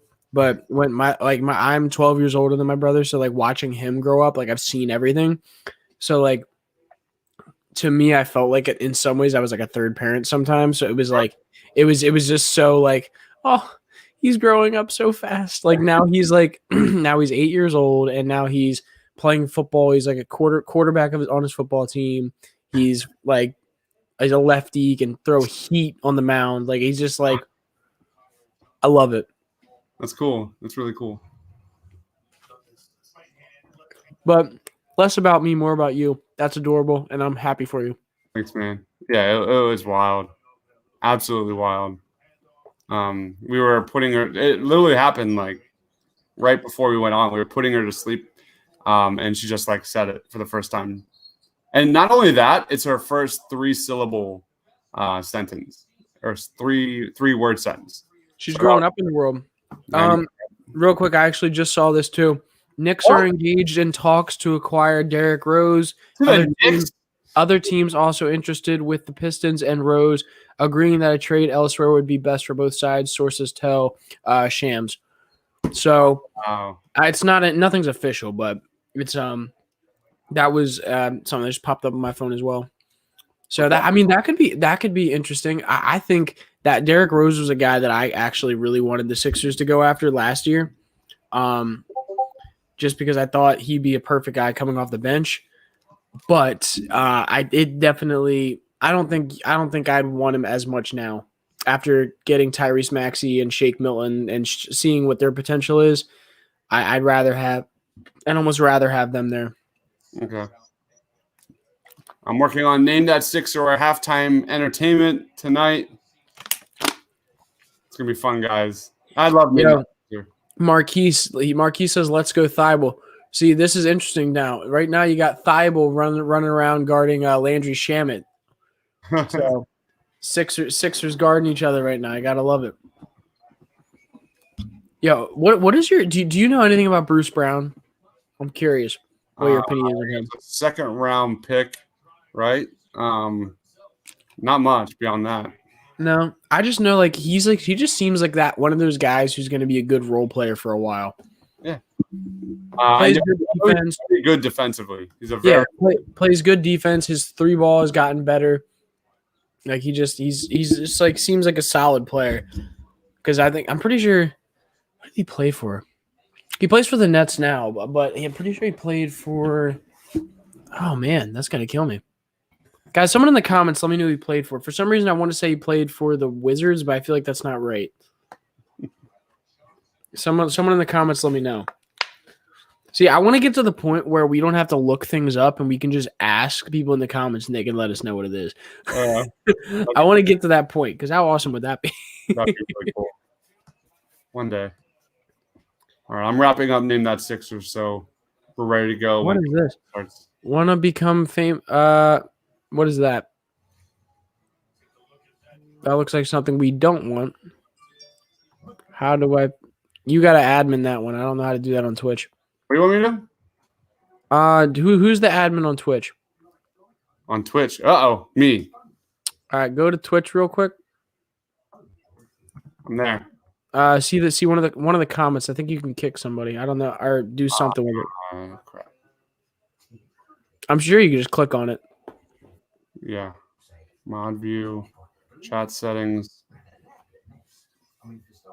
How do I click it. Click the reply. No. This is cool, by the way. This is my first time looking at Twitch here. Yeah, I don't know what it looks like from the host side of it, but I know I know what it looks like from the viewership side of it. I watched a few streamers. I'm on it, and you see which one I'm talking about, though? Yeah. I'm trying to. Okay, got you. While you're doing that, Nasty. Yeah, I actually didn't know Bruce Brown played at Miami with Lonnie. Nasty. I don't know if you know, but I've talked about this a few times. I actually watched Lonnie play in high school a lot because I live like 20 minutes from Reading, so they play in my county. And he's just that's one of those guys that I really wanted the Sixers to grab in the draft. And considering we end up basically nixing our basically that draft where we drafted Mikal Bridges, traded for Zaire Smith, and then ended up releasing Zaire Smith. Or no, we traded Zaire Smith for Tony Bradley. So I guess we didn't nix it, but it's definitely upset me when we didn't pick it upset me when we did not pick Lonnie. Like that guy is amazing at everything. Like he shoot the three, can shoot the mid range off the dribble, has amazing vertical, and is able to shoot over people's heads. Can dunk on your face. Has a decent handle for what he can do ultimately, and can play some really good defense when he's willing to. And it's just I love him as a player. I think he is like, to me, he is exactly what the Sixers needed after Jimmy Butler left. And I'm not saying he's Jimmy Butler, but when Jimmy Butler was younger, I think that's basically what Lonnie is, what was at least. All right, I'm good. I'm good to go here. I got you. Ryan says, we got on here. Oh, sorry, my bad. There you go. Look at all the Twitch comments. I love it. Love it. Renegade _Age, my man Ryan says, I deserve TPL superfan status. Multifaceted watching. All right. Appreciate it, bro. He beat me in Mario Kart last night. I'm not okay with it. What's happened? He beat me in Mario Kart last night. I'm not okay with it. Oh, man. So basically, he doesn't count on TPL anymore because he beat Dives. That's not superfan status because you only get superfan status allowing if you let Dives win. All right, back to the game. I was getting this name that Sixer done for halftime. Anyway. Hey, this is one of my boys. Go ahead. You're up. One of my boys. This is Izzy, one of my boys. What's up, man? Agreed. What's he saying? Agreed will be hard to trade for considering salary cap. Talking about JJ. I don't know where. Oh, right here. He's talking about this comment before the deadline. Yeah, I mean, that's somebody I think who, like, all Sixers fans have been talking about for a while, and it's been rumored as well for him going to the Sixers. I'm actually a little – and this might sound dumb because I completely understand that JJ would go amazing with Joel in minutes, like with them too, but I would really love to see Wayne Ellington on this team. My only reason, like one of my biggest reasonings is because his contract – and he's on the vet minimum instead of getting a guy like JJ. I think JJ's making $13 million, and they both can give you very similar things. But he is like Wayne Ellington to me gives you a lot of what JJ gives, but at a better price, and still gives you room for cap flexibility. And if you want to go out and make any different moves during the season, so I think that to me would be lovely. So. Izzy, I think we all agree with you that JJ would be a good fit on this team, but I like Wayne Ellington. Marquise says, Dwight Howard just keeps fumbling, looking like an Eagles wide receiver. Do you know Dwight Howard is second in the NBA in turnovers per 36 minutes? If you know who he's trailing, who's number one? Who has the most turnovers per 36 minutes? Let us know in the comments section. TT. Can I have a hint? Like, can I have a hint on a position? He's a guard. Why don't you sit on your couch? Because I can't sit I struggle sitting. So I kind of like just go between like kneeling and it. Wait, what are you doing? Are you just on the ground? Yeah. You always do that? Uh-huh. Oh, all right. Yeah. Oh, I have a guess, by the way. Is it D'Angelo Russell? Good guess. That is incorrect. Damn. All right. Steven's correct. It is Trae Young. Dwight Howard trails him by like 0.2 for most turnovers per 36 minutes in the league. So Dwight Howard is just turnover machine. He played 10 minutes versus Portland Trailblazers and had 3 freaking turnovers in 10 freaking minutes. Come on, man. Dwight is – I think he's going to be solid come playoff time. But, man, that guy went from just a delight to watch. That guy's a train wreck now. So I'm gonna make a drink. I'll be right back. Have fun. Dibes is going to make an alcoholic beverage, most likely. So we're going to have fun, just you and I. Mark says, I played against Danielle, Danielle Marshall at Reading High School in basketball. What a player. Yes, sir. Yes, sir. Marquis says, I remember, we already talked about that one. To me, it sucks because Dwight is just, to me, he's such a good player for the role that we need on this team, and I feel like we take him a little bit for granted just because we haven't had a center that's capable of giving us 10 rebounds or more at the backup spot, and it just gives so much good for this team. But I agree. Like the amount of turnovers and the amount of balls that just go off of his hands can be a little ridiculous at times. And Norvell Pell gets another block on Seth Curry. My God, dude, that guy, I love watching him play basketball. Scotty Lane says Simmons locked in. Yes, sir. He's terrific, man. But Ben's having a really good Norvell Pell. Dude. Oh, you just saw it? Yeah. Yep. Dude, he had every opportunity to do the shimmy there, and he didn't. I'm really disappointed in Norvell. And then he smiles there heading to the bench. You knew he wanted to do the shimmy. Come on, Norvell. Do the shimmy. Do it for the fans. That was one of my favorite moments last season when Norvell Pell had like back-to-back like back blocks during that preseason game. That was like literally one of my top 10 moments of the Sixers season. Oh, me, dude. I was like, I got so excited when that happened. I was like, yeah. Oh. And Dibes is gone. And it is just me. This is scary. I just want to apologize for everyone that you get to see my face this big. Okay, he's back now. I had the wrong one. Guys, listen, Dibes, you just scarred everybody on the screen just then. With your face. My face was way too big. My face was way too big to be on everyone's screen like that. I am so sorry, everybody, whoever got to see that for when it happened. By the way, I do want to say the Sixers are up 50-47 with 4 minutes left in the second. I do have a question. Can we get in trouble for having the audio? What do you mean? Like I just turned my sound on so I can hear it a little bit now. Can we get in trouble? Okay. The NBA is cool about that stuff. Got you. I didn't know how cool Twitch was about that stuff, but that I have no idea. Or Twitch or YouTube. I know both of them.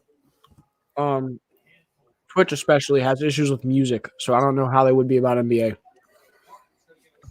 Yeah, I'm not sure. Got you.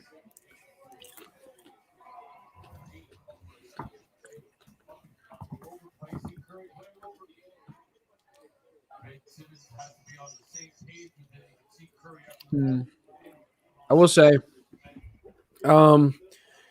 having I'm curious to see how we play down the stretch in this game, because the fact that they don't have their two of their best players playing, and we're pretty much fully healthy with at least our stars being in the game, it's going to concern me a little bit if we lose this one.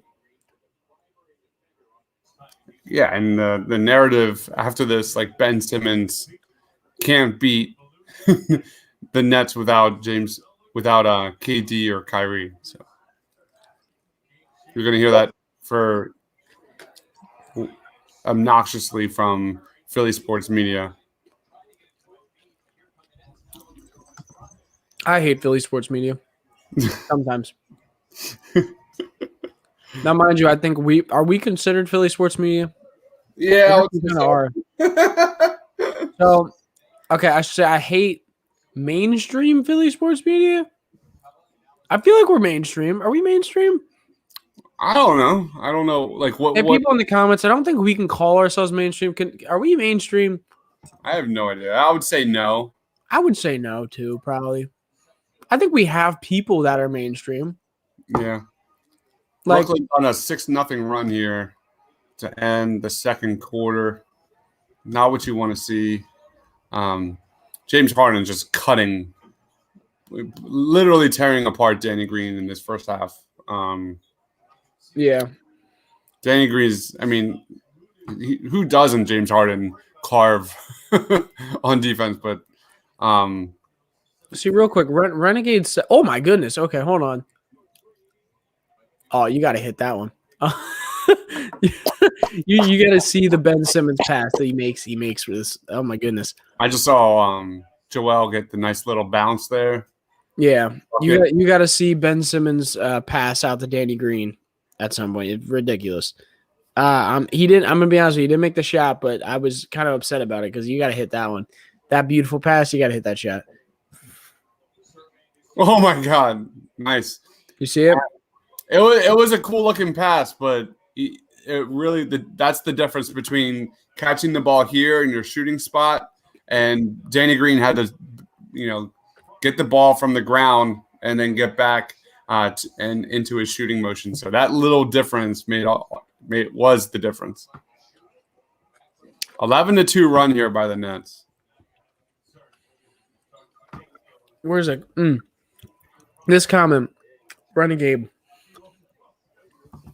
Listen, Joel is shooting 40% from 3. I don't want to hear anybody telling me where Joel can and cannot shoot the ball right now. I don't want to hear it. He's shooting less. He's definitely shooting less. I mean, this game he has shot a few threes, but like realistically, dude, like Joel can hit three. There you go, shake. There we go, shake. Dude.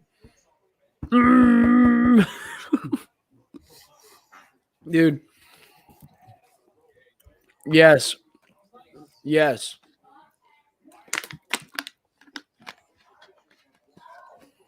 Yes, sir.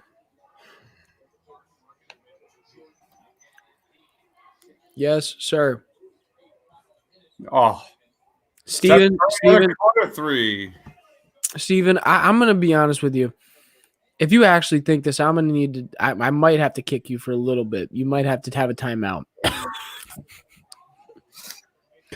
That corner 3 by Seth Curry is huge. Like that is a monument. That's probably like, although like Ben and Joel are having a very good half, like that is huge. We need Seth Curry back to what he was at the first 2/3 of this season, not the last 6 games, because Seth Curry is really struggling across all facets. That was really good to see him get that corner 3. Let's go. Yeah, Izzy. Agreed. High arc shot was wet. Dude, Seth is ridiculous.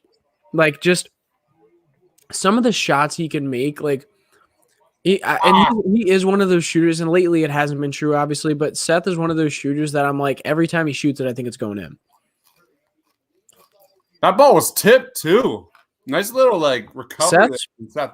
Yeah, that pass to Seth Curry in the corner. Oh, yeah. I thought you meant when he shot it. I was like, another 3 from Joel. Joel is that. There's Shake Milton with the put back tip in, whatever that was. That was great. Yeah, I agree. This is not a typical half. 6 3-point attempts by Joel Embiid here in the first half. That is an insane amount. That's got to be a record. Yeah, he's definitely shooting more than he typically does. But I will say, like him, I no longer am going to question what Ben Simmons is doing with the basketball. I'm sorry, I can't. Like he's been way too efficient for me to sit there and question when he's taking shots and where he's taking them, and that includes from 3. So I don't want to hear anyone sitting there and telling me that he needs to be better about shot selection. He is a beast. 100%. And listen, I will sit here and say, like, yes, I will sit there and say if he does that consistently and he's consistently missing, then yes, obviously. Then we'll say it. But the guy's shooting 40% from 3 so far this year, so you can't tell him where to shoot right now. Philly Boy says Curry for 3. Need to see more of that. Thanks for watching on Twitch. Guys, if you're watching and new to our channel here, this is our first live stream on Twitch. Please follow us on Twitch. Help us grow and expand our brand on Twitch. And go over to YouTube. Go over to YouTube. Yeah, if you're watching us on YouTube, the link to check us out on Twitch is right there. I pinned it at the top of the chat. Just click that and follow us. Thank you, everybody here so far tonight. And here we go. Oh, You know what time it is, baby. Here we go. I'm gonna start dancing like you.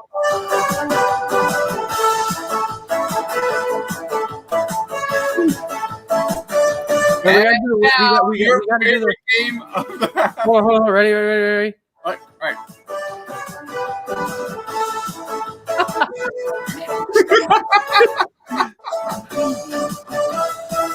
All right, let's go. All right, guys. For our halftime entertainment, we are going to do Name That Sixer, guys.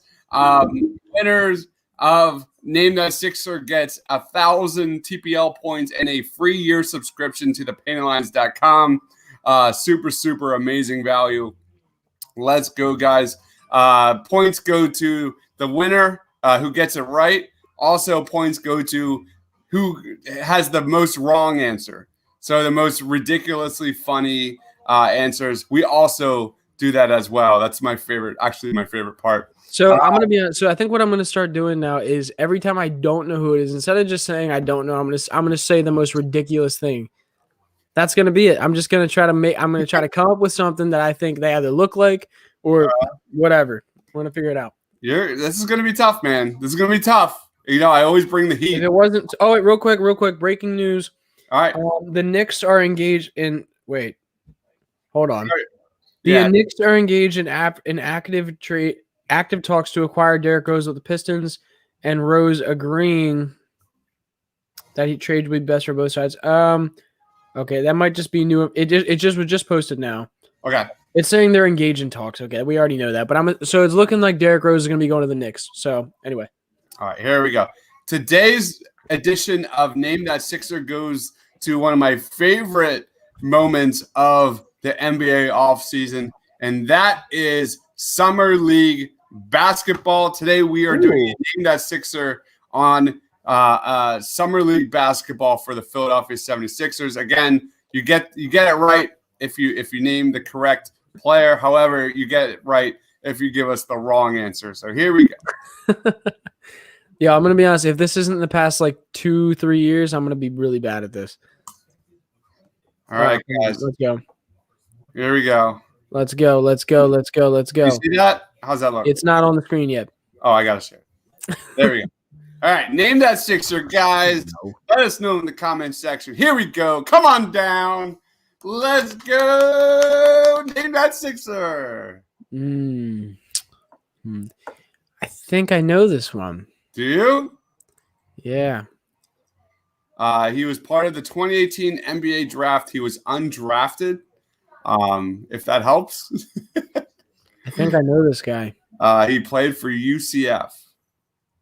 I think I know this guy, man. Does anybody know Sasha Vujacic? Brian Scalabrine? I love it. That's Izzy. That's my man. That's so funny. So anybody know who that Sixer is? If it was easy, it wouldn't be worth doing, right? You're not wrong. Oh my goodness. Sam Bradford. God, we're both trying to click it at the same time. It's so good. All right, Justin, any idea who this is? Oh, I know exactly who that is. That's Ted Cruz, right? Ted Cruz. Right? It is AJ Davis. AJ Davis is the correct answer there. Oh, no. Ian got it right. Carson Wentz. And then we got Tony Romo. Yeah, listen, they know. This is Summer League basketball. Sixers Summer League basketball edition of Name That Sixer. Let's go on to the next one. Who's that guy? Anybody know this one?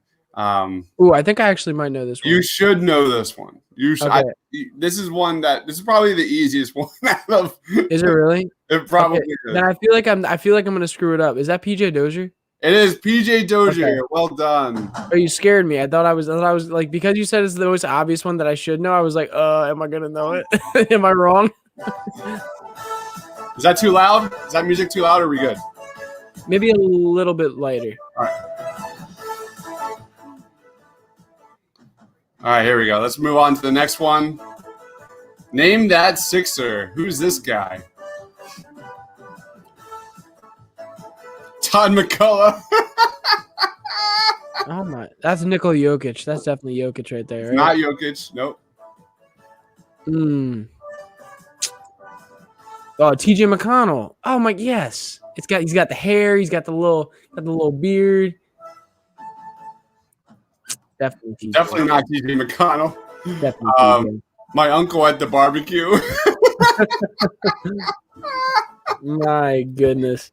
It's not Listen, Sean. if your uncle is that tall, I'll be happy for you. It's not George Lynch. This guy played for Xavier. He was undrafted in the 2019 NBA draft. It is, I don't see anybody getting this one right. This one's tough. It's Zach Hankins. Zach Hankins. Oh, yeah, I remember him. Yeah, he was not good. He was not good. What? Can you hear me? I was saying I don't remember him. Okay. I was kidding. All right, cool. All right, let's go on to our next one. Name that Pick me. Pick me. I know it. Come on down, Justin. What's the answer there? Oh, listen. There is a good reason why we got this guy signed. We got this man signed for a pretty strong deal, and I think this came with it in his contract. Terry Harris, brother of Tobias Harris.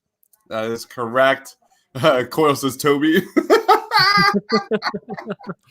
He looks so similar. Let's roll on. Name that Sixer. Who is this guy? I don't know who that is. I'm gonna say that's Jeff Green, right? 2016 NBA draft. He was undrafted from Texas A&M. 99% sure he played on the Blue Coats for a little bit. It's not Paul Reed. Anybody know who this guy is? Michael Jordan.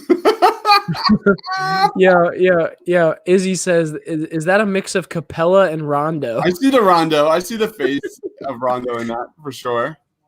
Rick Harrison. It's not Rick Harrison. This one's tough. The Paul Reed guess is actually kind of interesting because it kind of does look like him a little bit. Yeah, it does. He says Bron. Bron. Jamonte is with us. What's up, Jamonte? Hey, guys, a bit late, but let's go Sixers. We appreciate you coming in. Hey, Jamonte, if you have Twitch, please go follow us on Twitch and subscribe if you can. We'd really appreciate that. What's up, Jamonte? All right, name that Sixer. That is Jalen Jones. Let's keep it rolling here. Jalen Jones. Name that Sixer. Who's this guy? Oh, J.R. Smith. It's not J.R. It does look like J.R. Smith a little bit. I see it, but it's not J.R. Smith. This guy was from the 2016 NBA draft from Miami. Really good player from Miami. I remember Sean Kemp. Oh, Lonnie Walker. Lonnie Walker is also from Miami, but that's incorrect. He's actually from Reading, but he played for Miami. Yeah, he was a stud, man. Yannicka says Nate Robinson. I'm gonna just keep making these super hard because I like them when it's hard, and I like when people are guessing funny responses. It's the best. Oh, I definitely agree. Do we have one more? Al Horford. This is Sheldon Mack. Oh, okay. I knew who that is. All right, last one of the night for Name That Sixer. Who is this guy? This one's really hard. Really hard. The forgotten Summer League Sixers, man. Vladimir Guerrero. Definitely Vladimir Guerrero. It's not Vladdy. It's not Mike Scott.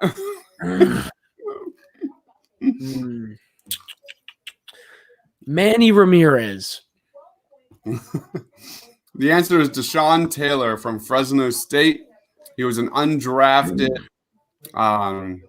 free agent from the 2019 NBA draft. All of these guys were from the 2019 Sixers Summer League. So thank you, everybody, for playing. I'm not sure who won. They're all from the 2019 Summer League, and I mean, mind you, it's not like we always know who the hell these people are. No, but no, damn, yep. I mean, that must be cool to like be joining a Summer League team for like a few games, but like realistically, you know, you're not making the team. It's obviously it's like a showcase for the whole league to try to see if any team would want to at least take you for the G League team. But it's like, I don't know, like, you know, you're not making the team, bro. Like, I'm sorry. Ugh, I feel bad for those guys. Shake Milton was on that team. Norvell Pell was on that team. Mario Shea, Zaire Smith, Matisse Thybulle, Haywood Highsmith. So and I promised you I was looking at those players and not him.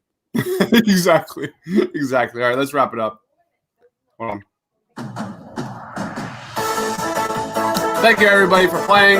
Name That Sixer. We'll be back during our next live stream. This is Name That Sixer. I'm going to keep dancing until it ends. But thank you, everyone, for playing. Everyone here gets a free year subscription to thepaintlines.com.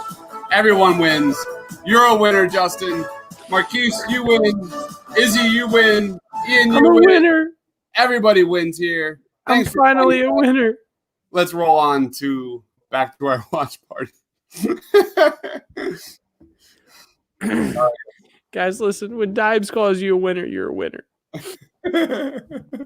All right, guys. Sixers are winning 59-56 here.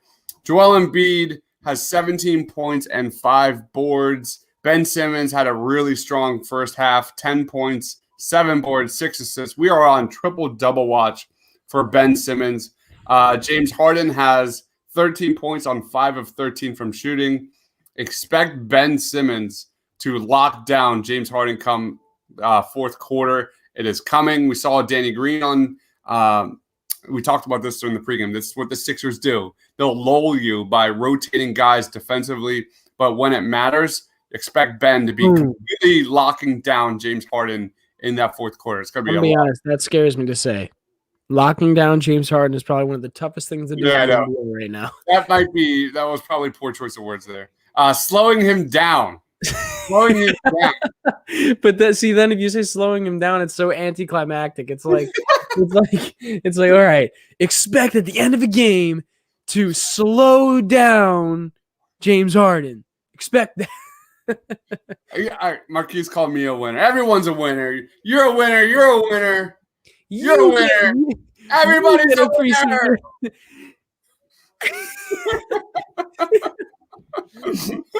Everybody gets free subscriptions. Tech under your seats. Free subscriptions.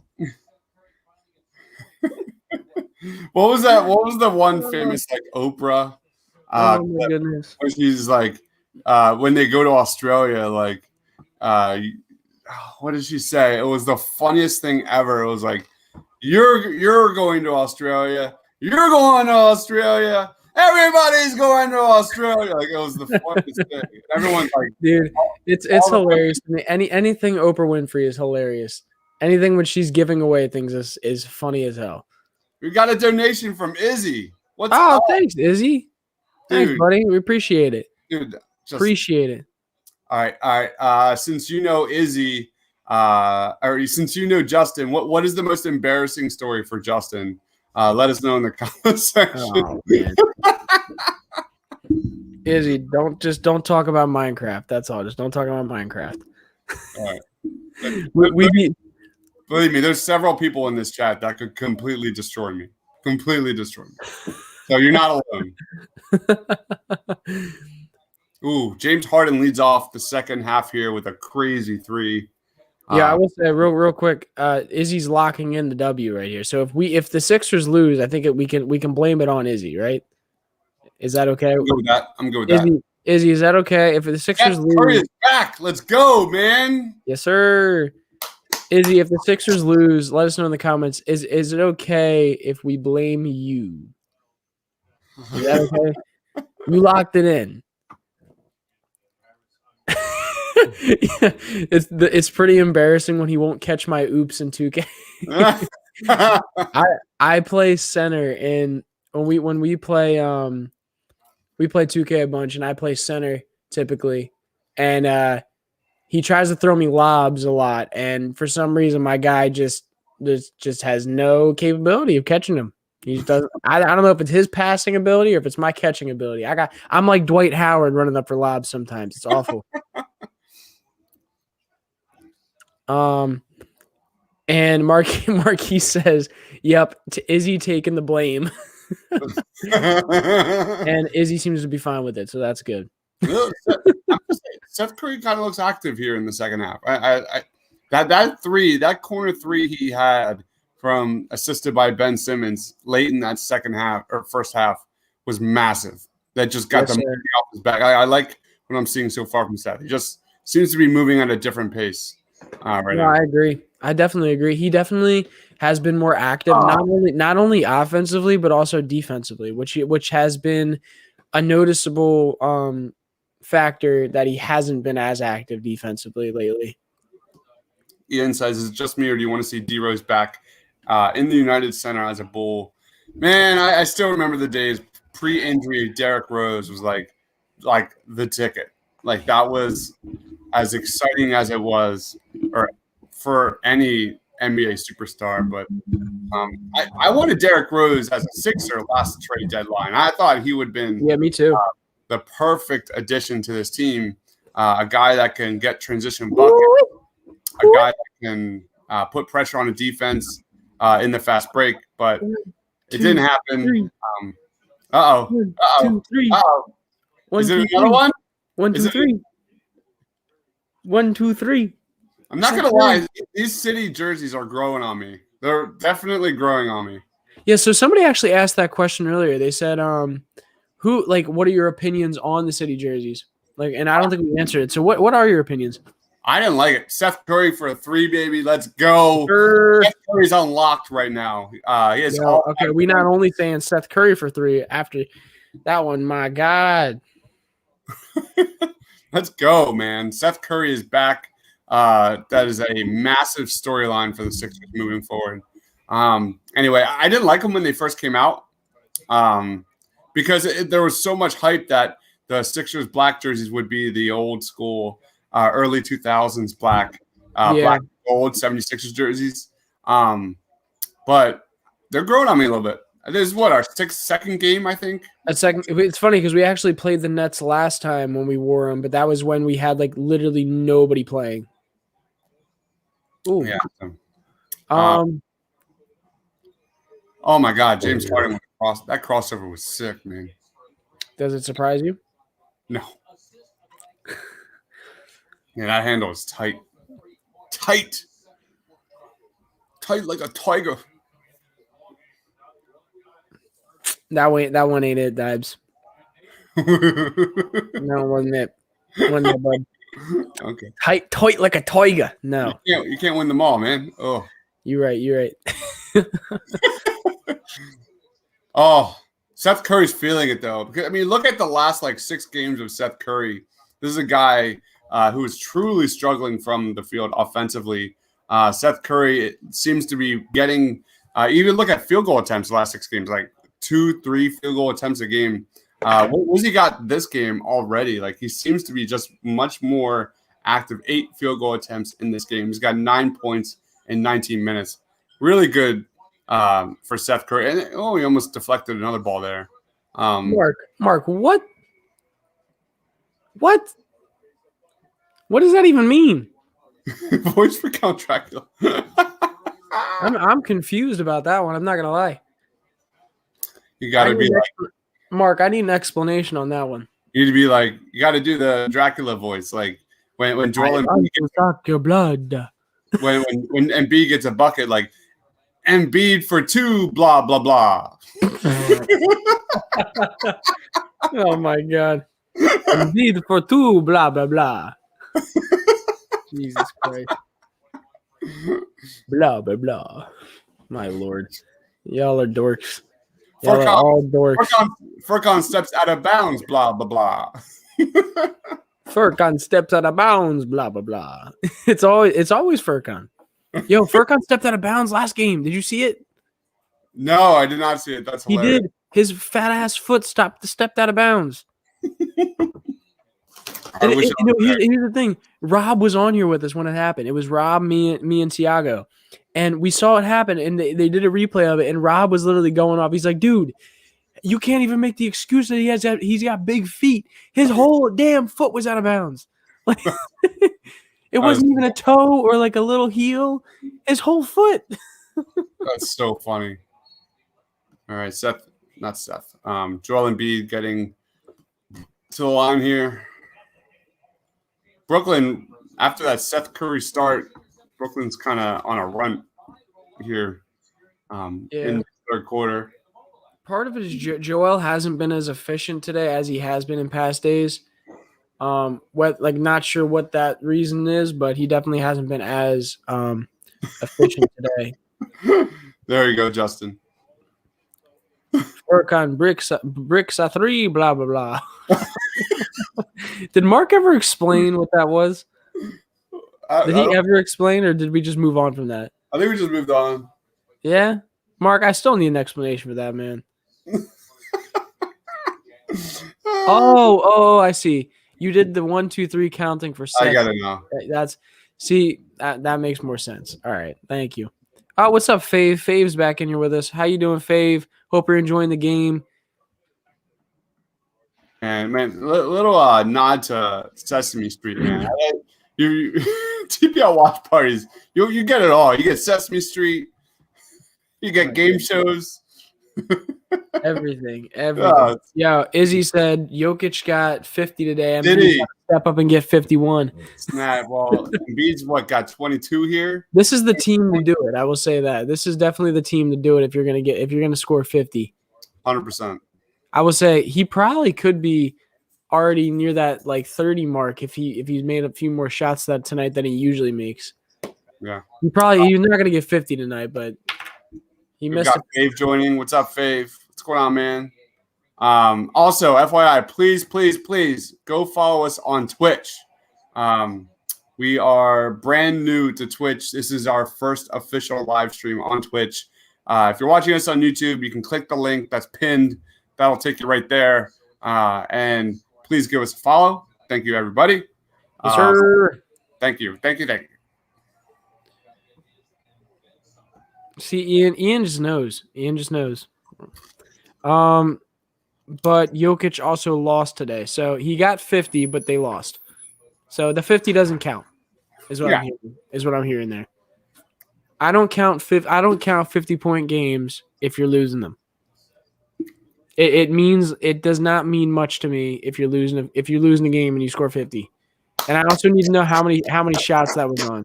So Seth Curry, nice runner there. Floater in the paint. Dude, Seth Curry is back. Seth Curry. Sixers up 76-73 with 6.5 minutes left in the third. Connor. See, our in-house Boston Celtics fan knows. He knows. Everybody knows stats don't count when you lose. Exactly. Just like when Jason Tatum goes off for 40, 50 points and they lose, right? And with 0 assists. With 0 assists, shooting 40%. It's okay. He's going to be so mad. We don't say the C word in these parts. No. Connor, your name is the C word now. We do not speak your name. All we say is Boston fan. Can we highlight the comment from Mark? Where? Oh, I think I already did. Where was it? Izzy knows Connor as well. So yes, Izzy. Connor has arrived. Jokic had a Bradley Beal moment. Wow. I will say, don't be disrespectful to Jamal Murray there. Chris Coyle says, "Shut up, Connor." Oh man, Mark, come on, man. Justin can go from Sesame Street to 50 Shades. Are we going to drop that ever? Is that just going to be here forever now? I think it's going to be here forever. It's going to be here. It's going to be here forever. People don't forget. You make one reference that you think's funny, just does not go well. Does not go well. Serious triple-double watch from Ben Simmons. 12 points, 7 boards, 7 assists. Again, 1 turnover. We talked about what needs to improve. The Sixers' last 10 games were dead last in the NBA in assist-to-turnover ratio. In their first game against the Brooklyn Nets, the Sixers starters had 19 turnovers. Tonight, totally different game. The Sixers starters have only 4 turnovers, 6 turnovers total, and Ben Simmons on that triple-double alert, man. Let's go. Yeah. Celtics suck, blah, blah, blah. My goodness. Jesus, that's funny. Oh, that's great. That's a good one, buddy. Gotta love it. Oh, man. God, you think – love it. So the guess is that I'm surprised we haven't 50 Shades, blah, blah, blah. No. No, Ian. Ian, listen. Ian, you were one of my favorite followers, and you followed me on Twitter, and I appreciate it. But, bro, come on. Come on, man. Come on. Oh, man. Can we chill out? I can't take this. All right. How about this? Oh. Hold on.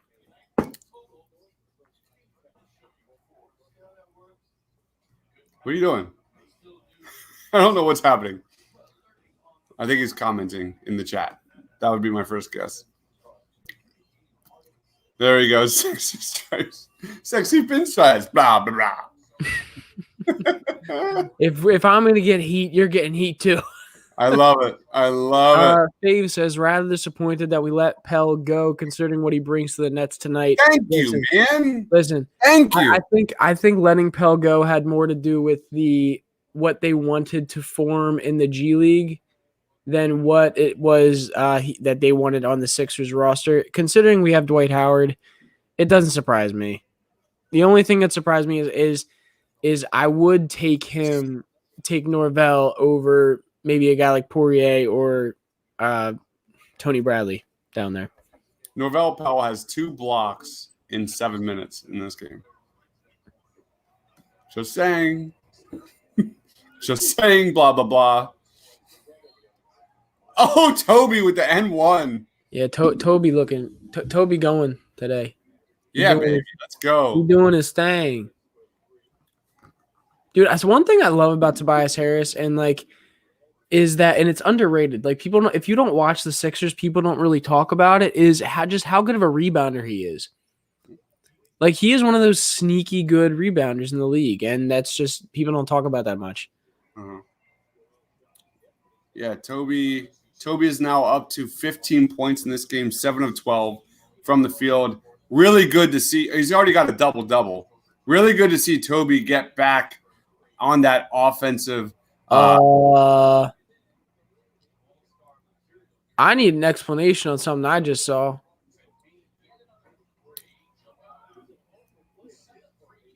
Seven 3-pointers for Joel Embiid. Hold on. Okay.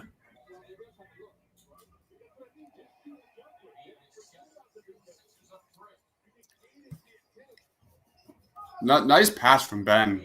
Dude, I will say. No foul nuts? I would say, okay, so one, he did jump into him, but I see so come on, man. So Danny Green, if they'll show it on the replay, Danny Green did jump into him when he came in, but that is a call that has been made, that gets made so much around the league, that I understand the anger coming from him, because, like, realistically, Danny Green is a good 3-point shooter, and he is someone who, like, people get those calls all the time in the NBA, so it kind of does surprise me that didn't happen. 100%. Izzy said Danny ain't Trae Young or Harden, so he won't get that call. Yeah, but, like, other players get that call in the league, like guys like JJ Redick, guys like fucking, I don't know, like there a lot of shooters get that call, no matter who you are. Like, Furkan gets those calls. You know, if people know who most people who watch the NBA basketball don't probably know who Furkan Korkmaz is. Yeah. And he gets those calls. So the fact that Danny Green is in those called a 3-time champion, a guy who's shooting probably barely under 40% or 40% on his career from 3 should be getting a call like that, in my opinion. So, Izzy, sit down before I wreck you in this argument. All right, we've got 5 people watching on Twitch right now. That's pretty cool. Yeah. And we're now up to 24 followers. Yo, Iman Shumpert was talking to oh my god, I love it. Yo, Danny Green, bro. Danny Green, two time from 3. 2 times. Same spot, and he's looking straight at the Nets players. Straight at him.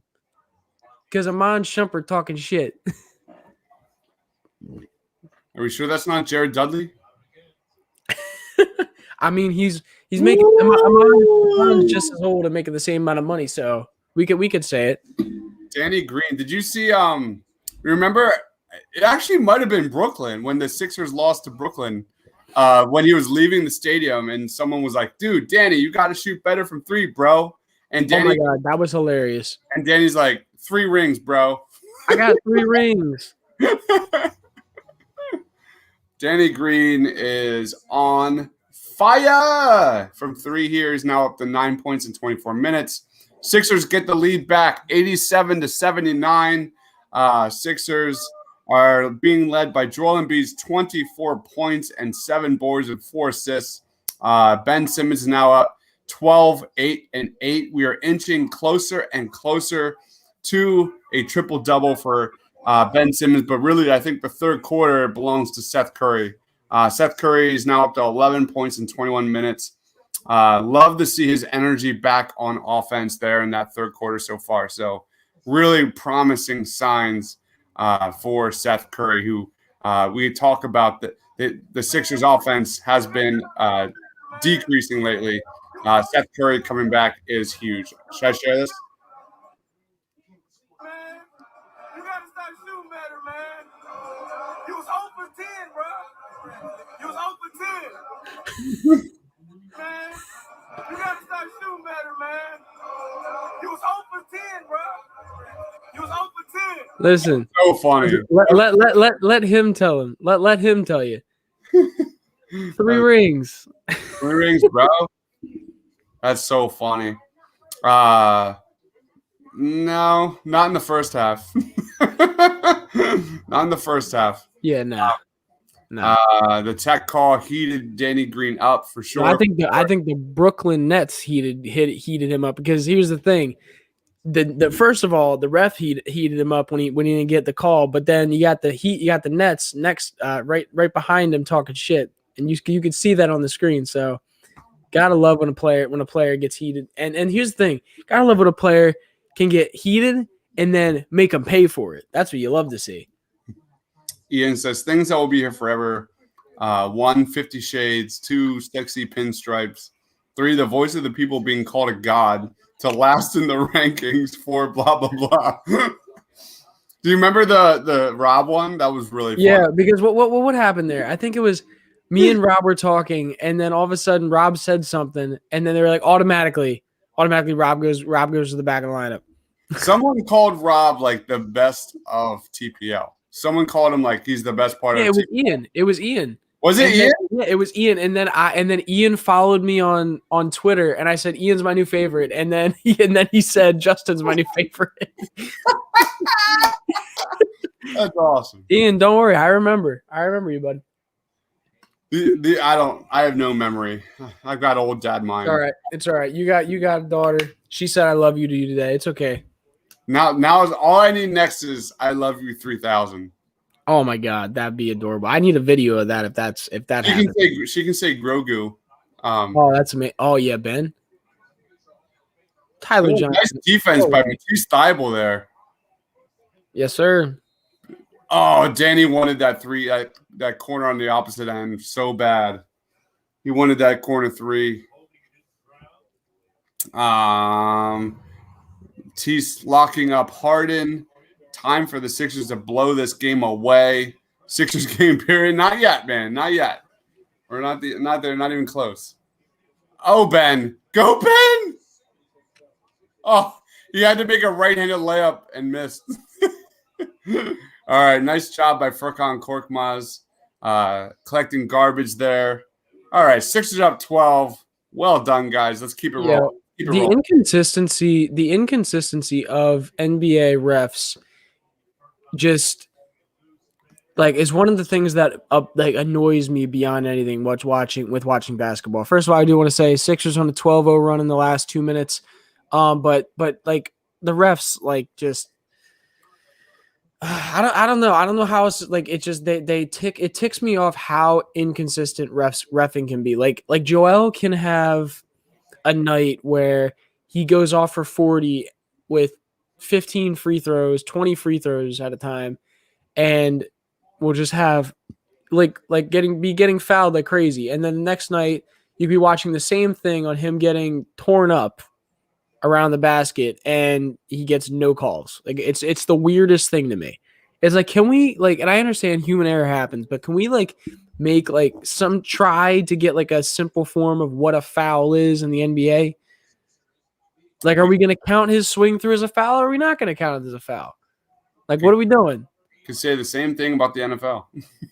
No, but I feel like the NFL, it's realistically, you can only have your hand in so many spots when someone's running down the field. You can only have your hand in so many spots when someone's holding you at the line of scrimmage. But they've gotten better. People now understand pretty much what it is if it's a sack or not, or a sack or whether bringing someone to the ground in football nowadays. It's at least it's a little bit more people are used to it now. But it's just I don't know. NBA annoys me. All right, I got Joel Embiid at the line here for 2. Love this comment. Doc makes great halftime adjustments. That is 100%. 100% true. Norvell Pell getting back in. Come on, Norvell Pell. Norvell Pell. I like those long sleeves Doc is wearing. I might have to get one of those. Yeah. I mean, if they just give them to beat reporters, you should get me one too.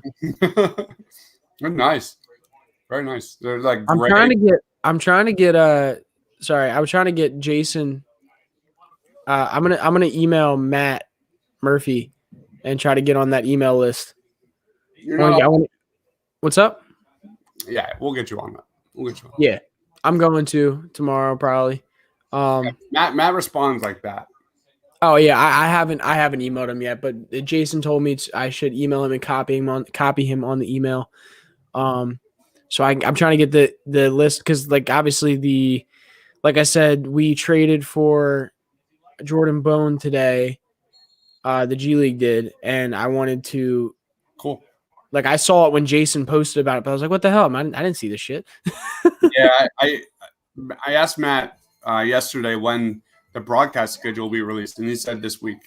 Cool. Awesome. Know what's going on with the Blue Coats schedule, but that'd be fun. And when the schedule comes out, they're obviously going to have where they're having it televised, correct?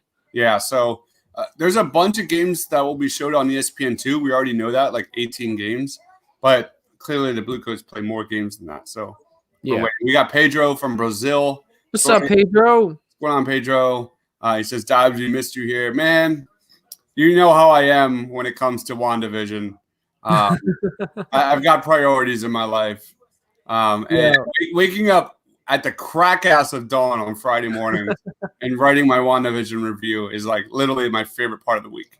So I opted, and there was an 8 o'clock start, I think, on Thursday night, right? Yeah, it was a late one. So I had to get my beauty sleep. No.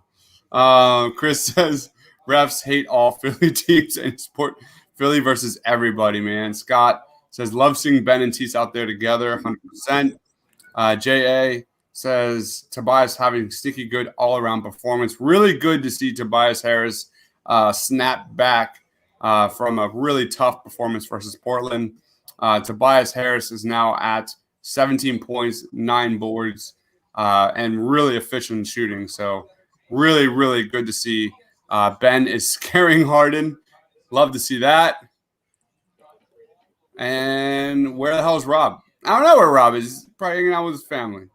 Can't blame him. Yes, sir. Yeah, I think to me, it's almost like certain that Landry Shamet ends up back on the Sixers at some point in his career. Would you agree with that one? Like, I feel like it's meant to be. Like, he'll be back here sometime.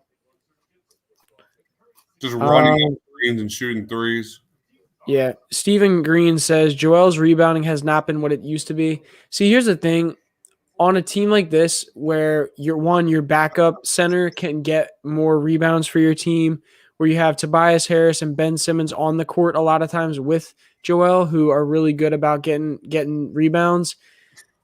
And you have a good amount you have a lot of size at your guard position as well. Like he's not going to get as many rebounds as you typically would think a center would get just because of all that. So I don't think you should be worried about him at all with rebounding. Excuse me. We have the comment of the night right here. J.A. says, Seth Curry's getting back into form took as long as Jimmy Woo's card trick. That is an amazing comment, man. 100%. Oh, my God. Uh-oh. Something going down. Yo, Ben just got teed up, but it's a good one. It's a good tee. I'm okay with that one. God damn. Joel's cooking in the paint. See, that's what I want to see, man. Oof. Another steal from Ben. Oh! Oh, man, I love it. Yo, throw Ben some love there in the comment section, man. Throw Ben some love. That was a man's dunk. Ben Simmons with 14 points, 8 rebounds, 8 assists, and we are only in the third quarter right now. My God, dude. That was fierce. That was a fierce play. I got to see the replay on that. That was nuts. Ben Simmons with another rebound. Woo! And a turnover. That sucks. Oh my God, man. Ooh, Matisse is ISO'd on James right now. I'm interested to see. I won't tell you what happens, but never mind. Screen coming in. Just kidding. Pedro says never trade Ben for Harden. all the Philly sports radio people are watching this game and they saw that steal and dunk by Ben. They're like, shit. That's not gonna go. That's not gonna go well with my narrative for tomorrow's show. Yeah, Ian just said. He said, "I will take that T," and me too, dude. First of all, Ben doesn't get a lot of technicals, but also like that's just worth it, man. But you don't see Ben dunk on one thing you don't see Ben do a lot of times is actually take it to somebody physically and then dunk on him. You don't see that. He's a lot more finesse with his game. What a play by Ben. Ben posterized him. Heck yeah, he did, Philly boy. I will say though, it was only Tyler Johnson. It was not like anybody, it wasn't DeAndre Jordan. It wasn't Norvell Pell. It wasn't Jeff Green, James Harden. It was Tyler Johnson. So you can't say much, but it's still him dunking on a body, which you love to see. What's going on? What's being replayed? Checking to see if there was a foul, I believe, by Norvell Pell. Guys, by the way, if you're watching this and you are not already subscribed to us, please subscribe to the channel at The Painted Lines on YouTube, at The Painted Lines on Twitch as well. Go follow us on there and subscribe to our channel on there as well. And also on all other social media platforms at The Painted Lines. Look for us, look for the logo. You'll find it.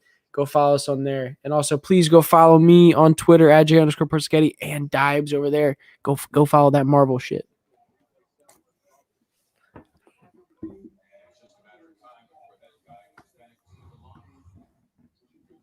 So is he getting free throw shots here?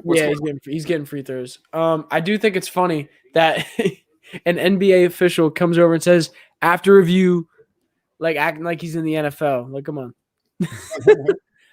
After review, first down. My goodness. Marvel, man. I miss that guy so much. So Norvell Pell is like the worst basketball player in What? ever. So like, What was it? Wow. Fuck you, blah, blah, blah.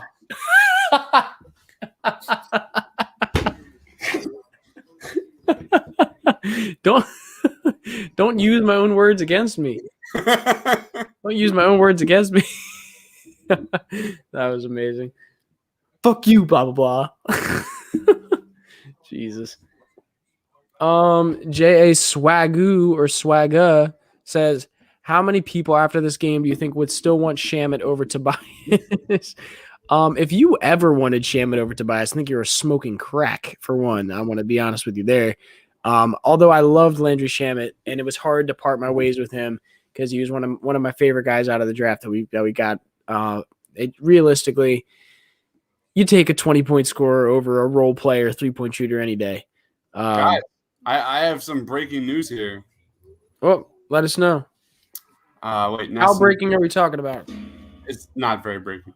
You guys streaming the late West Coast games next week? Oh my God, I haven't even looked at it. What time? I'll look at it real quick. Yeah, hold on. But the Sixers scored 43 points there in the third quarter.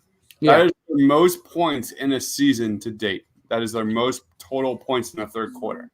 Well, I mean, they better be scoring the most points in a total quarter against a team that has zero defense. Realistically. And here's the other thing, too. We're not even being that efficient with it, I don't think. Hold on, let me look at this. From 3, we're only shooting 30% on 6 of 20. So imagine if we were actually like being efficient as we usually are from 3. Now we're being efficient from 2 with 51.9%. But yeah. Wow, we are out rebounding the shit out of the Nets. 42-26 with 58 points in the paint tonight. That's got to be the storyline of the game right now. Because you look at last game versus the Portland Trailblazers, they didn't do anything. They got out rebounded like crazy against the Portland Trailblazers. So Tobias Harris coming back to form, Seth Curry coming back to form, Ben Simmons looking efficient. Really strong game so far. Yeah, I'm looking at the schedule for next week. Oh no! So we play Brooklyn tonight, obviously, and then our next game's on Tuesday, and they play at 10 p.m. Oh man, I'm out. Then Thursday they play at 10 p.m. I'm out. I gotta work, man. It's too late for me. What do you mean? You have a job?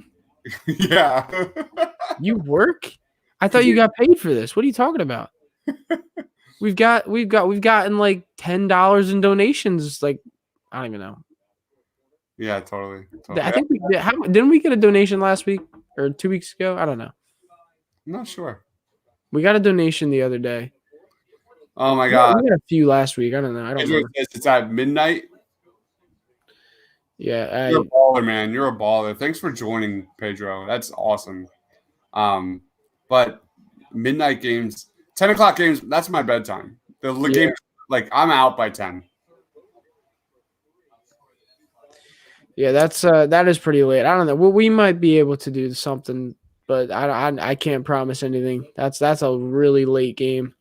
Yeah, I'm starting college. I just started back up classes on Thursday, so that's a little tough. But we'll see what happens. We'll think about it. Maybe I can convince one of my buddies to hop. Maybe I can convince Corey to hop on with me or something like that. Maybe not. He works. I don't know. I'm an early riser. I wake up at like 5 a.m. every morning, and it takes me like 2 hours to prep, edit, and get all the content out for everyone else. So that's what I do in the mornings. Yep. So that's a little look into my life. But I definitely won't be able to do that. That sucks. That really sucks. Who do they play? I would assume it's Portland, but let me look again. It's Sacramento and Portland. Yeah. All right. Anytime I see a game that's that late, I always know it's like it's one of the West Coast teams, and it's usually Portland. It feels like the Lakers. Because if it's the Lakers, what I can tell you right now, if it's the Lakers, they're not playing at 10 o'clock. That's going to be a prime time, like 8 o'clock game probably on the East Coast. And I mean, I know that's what time is that on the West Coast? What's it? 4 hours, right? Is it really 4 hours? Damn. I don't know time zones. I've never left this time zone, so I don't know. For real, for real? For real, I haven't been anywhere. Look at this. Maybe you can have a contest for TPL fans to host watch party. That's an interesting. That thing. could be very messy. That could be very messy. That's a very slippery slope. That I don't know about that. Yeah, that's a very, very slippery slope. But that's the concept we're going for. Is we want to make this as interactive as possible. So definitely, I don't think any other show would do that. No. I mean, yeah, I can say though, we love like having you, like being able to talk to you guys during a game. To us, it feels like during COVID, like during a time where people aren't going to the bar as often and people aren't able to go to the stadium and watch the game. Besides our Jason Blevins, which I'm jealous of. Is he there tonight? By the way, I haven't heard from Jason, so I'm not sure. But Korkmaz seems to be locked in. He missed the 3 there, but that was in and out. I'm texting Jason. Oh, Pell! Oh, he just bricked the lamp. I'm texting Jason right now, and I'm saying, yo, where are you? And are you going on? Better come on for postgame. I'm not even going to ask him. I'm going to say, you better come on for postgame. I don't know. Jason kind of just comes on when he comes on. He's like Gandalf. He arrives precisely when he means to. Guys, listen. I'm gonna say I told him that he better come on for post game, but just like I said, you guys like are like begging for him. So like, please, if he comes on, just humor me, and just like tell him that we were definitely like we really wanted you to come. Like just tell him that, because listen, I'm trying to help you guys. I'm trying to help you guys so we could see the post game availability of the players. Fave says next week's game starts at 4 a.m. for him. Yeah, Fave, you're in France, right? Correct me if I'm wrong. I'm pretty sure you said you were in France. Honestly, or you were close to France. Honestly, I would wake up at 4 a.m. and watch those games rather than at 10 p.m. I mean, you wake up at 3 a.m. to watch my goodness, I can't even think of the word. WandaVision.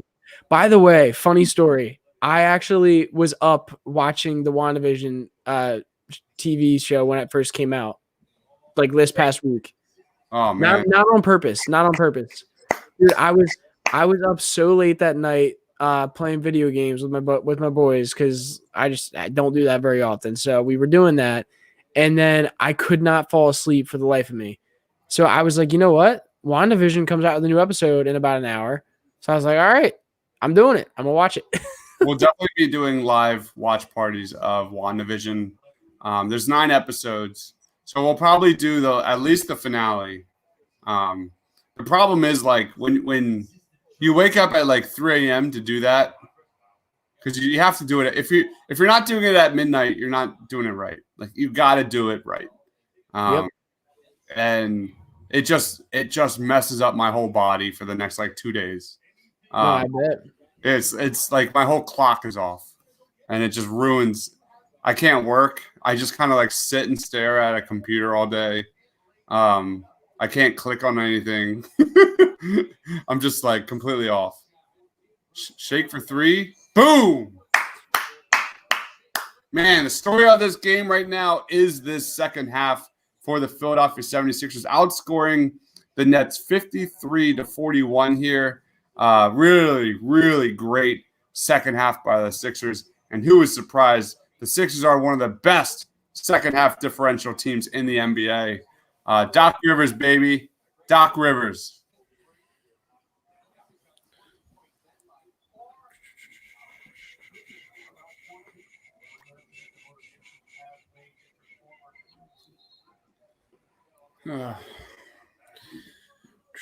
Sorry. Sixers got 15 points here.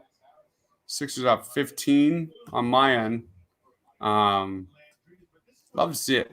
Love to see it. Tobias is having a low-key great game. 19 points now for Tobias Harris. 9 of 13 from the floor. 11 boards, 5 assists, 2 steals. Tobias has been terrific. Joel Embiid's at that again.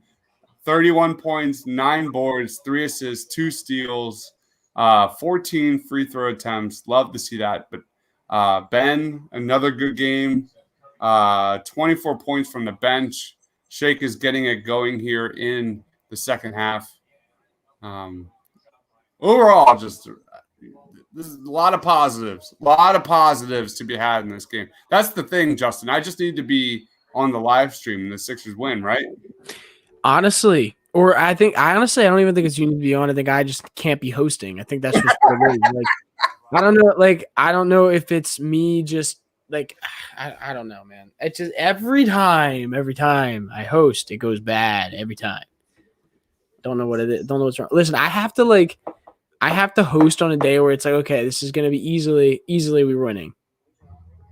See, this is where like the Nets and the Sixers are really interesting because everyone's so scared about KD and Kyrie Irving with James Harden, but the Nets don't defend anybody. The Sixers are such a strong rebounding team, an efficient team when they're clicking and all healthy. Dude, the Sixers could just eat that Nets team alive in the paint. You're seeing it today. How many points do they have? Points in the paint. It's embarrassing on the Nets end. I'll tell you real quick. We have 60 points in the paint to their 32. So that's the ticket to beating the Nets, slowing the game down and just eating at the free throw line and in the paint. I think. And you can't even make the excuse actually that they're not being efficient, and you can't make the excuse that offensively they're not being efficient. Like they're shooting 41% from three and 45% from the field, which realistically isn't bad. But we're shooting 52% from the field and 33% from three, and we're still beating them by this margin. So it helps when you go off for 43 points in the third quarter, though. Keith says a backcourt of Shake and Shamet would have been nice to watch. I disagree. I think Shake's defense this season has been a true surprise, and he's been very, very good defensively. So, like maybe now, but not when they were rookies. Because if you don't know this, Keith, we actually drafted them in the same draft. Like Landry Shamet, wasn't he our late first round pick? Oh, and Dibes has disappeared. Be right back. Okay. I'm pretty sure if I can't remember exactly, but I know they're both in the same draft. I know Shake Milton was our second round pick.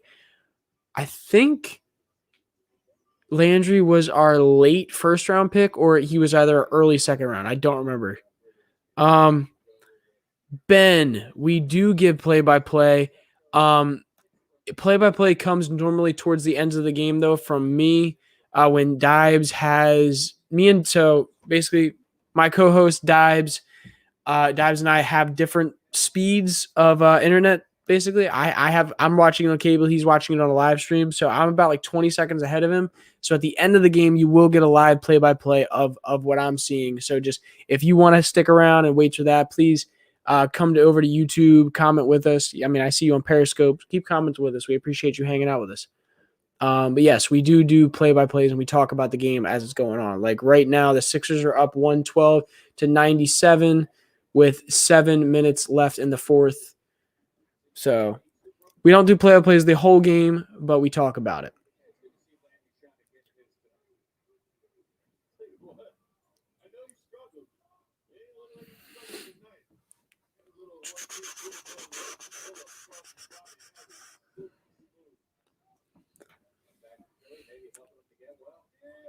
Oh, yeah. Let's go. So Toby driving in. Toby with that was a little ugly. I'm not going to lie. Toby tried to do a little floater right near the free throw line and kind of went right into somebody. It didn't look that great. What's up, guys? What's going on? So Ben here asked if we do a play-by-play because he's not able to watch. I said I do a little bit of the play-by-play at the end of the game if he wants to stick around for that, but we don't do like consistent play-by-play. That's when I go on mute. Yeah. Yo. Yes, sir. Keith said, dude, I'm a Sixers fan. I know we drafted them. They're not rookies now, but I like both their development. Yeah, I mean, I definitely like both their development. I would say Landry kind of had a dip in his performance as like the last 2 years with the Clippers and the Nets. Now he's doing okay, but like he isn't playing as good as I thought he was going to be in the NBA when we draft after how well he played with us. Toby having issues with length. Are you seeing that? No, not at all. The opposite. I don't know about that. Dude, he's been bodying guys in the paint all season long. Yeah, I agree. That's why I was like, huh. I'm like, I don't.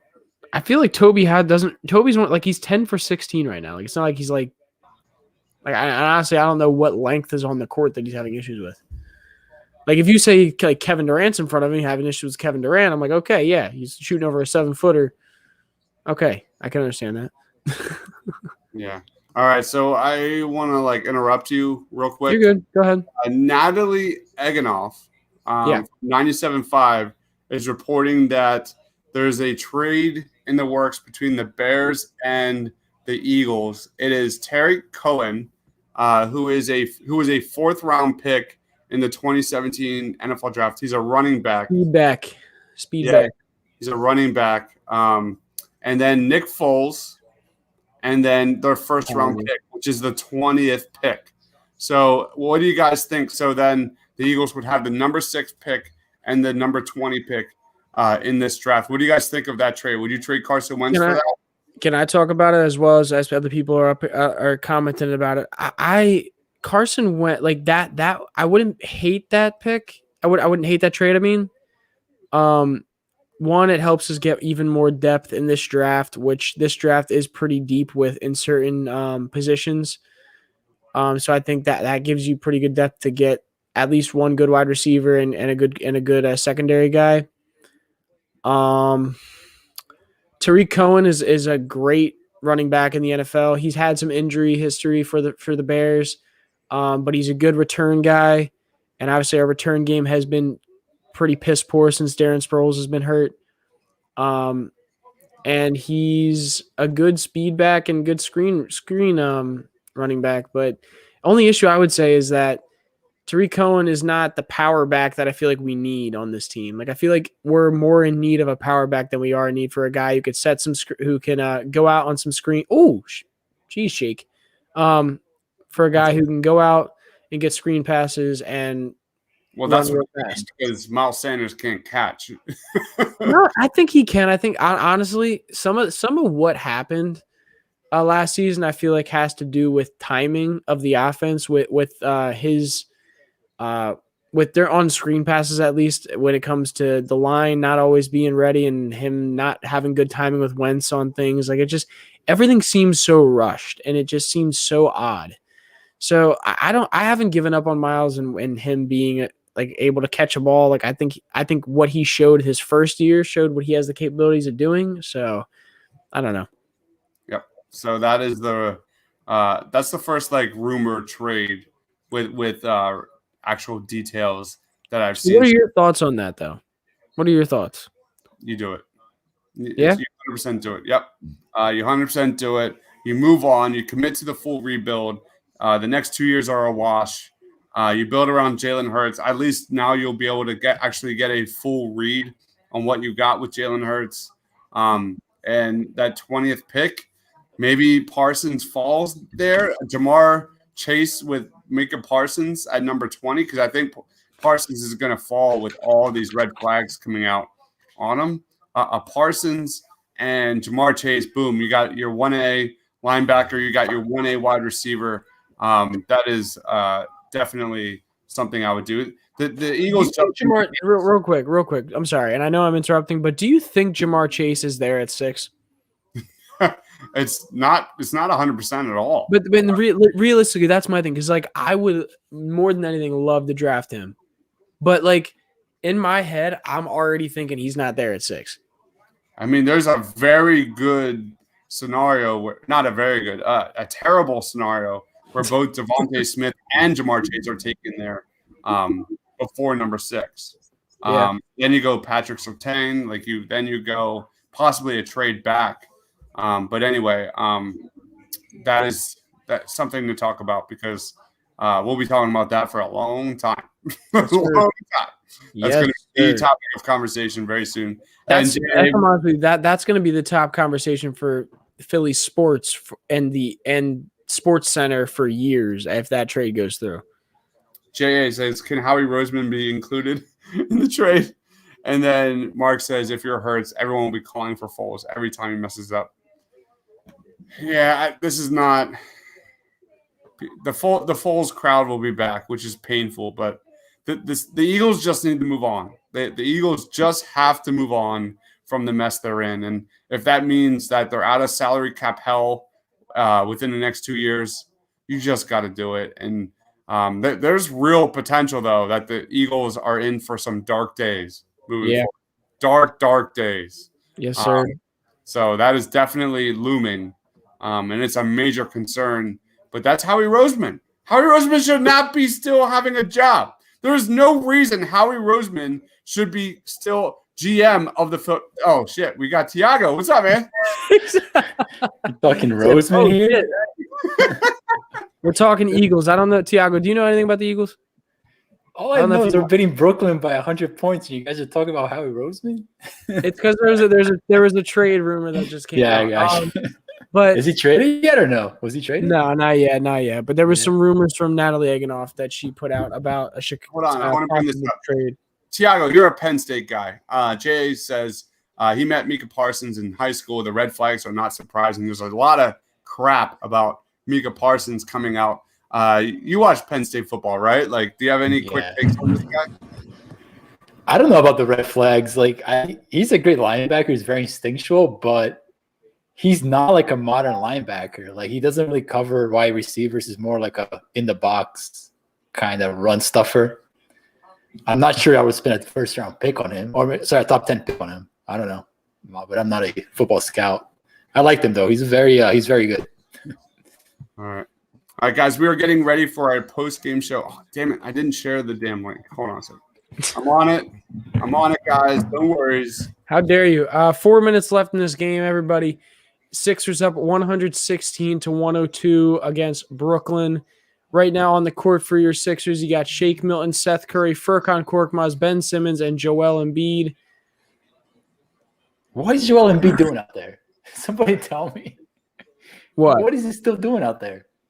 They're up by 16 points. I think he's trying to, like, listen, we talked about this earlier. Nikola Jokic went off for 50 and lost today. I think he's trying to get his buckets. I think you got to think big picture here, man. Can't be getting hurt playing this game. Maybe he wants to be on court with Norvell. Norvell, man. He's got no touch around the basket. He's so I love him to death, but man, you need a little touch there. And Thiago's booted. He's gone, blah, blah, blah. I know he's your boy, Chris, but all right, I just shared the post-game link. We'll be transitioning there very, very soon, momentarily. Please click that link and hit that like button if you want to get as many likes and people joining our post-game shows as possible. So thank you, everybody here. We've had a really kind of solid steady of viewers and commenters tonight. It's been awesome. Yes, sir. Yes, sir. Yeah, this was a big game, and they stepped up. I thought they played really well. You want to say it's a big game when Kevin Durant and Kyrie Irving are out of this game? You still got James Harden, man. You saw how good. No, I know. And coming into the game, I said this is gonna. My thing today is about Ben Simmons and how he's gonna look today when James Harden is on the other side of the court, and how just in general the league is gonna outlook the fact that the Sixers didn't pull the trigger as hard as they may have been able to go get James. Yeah. So yeah.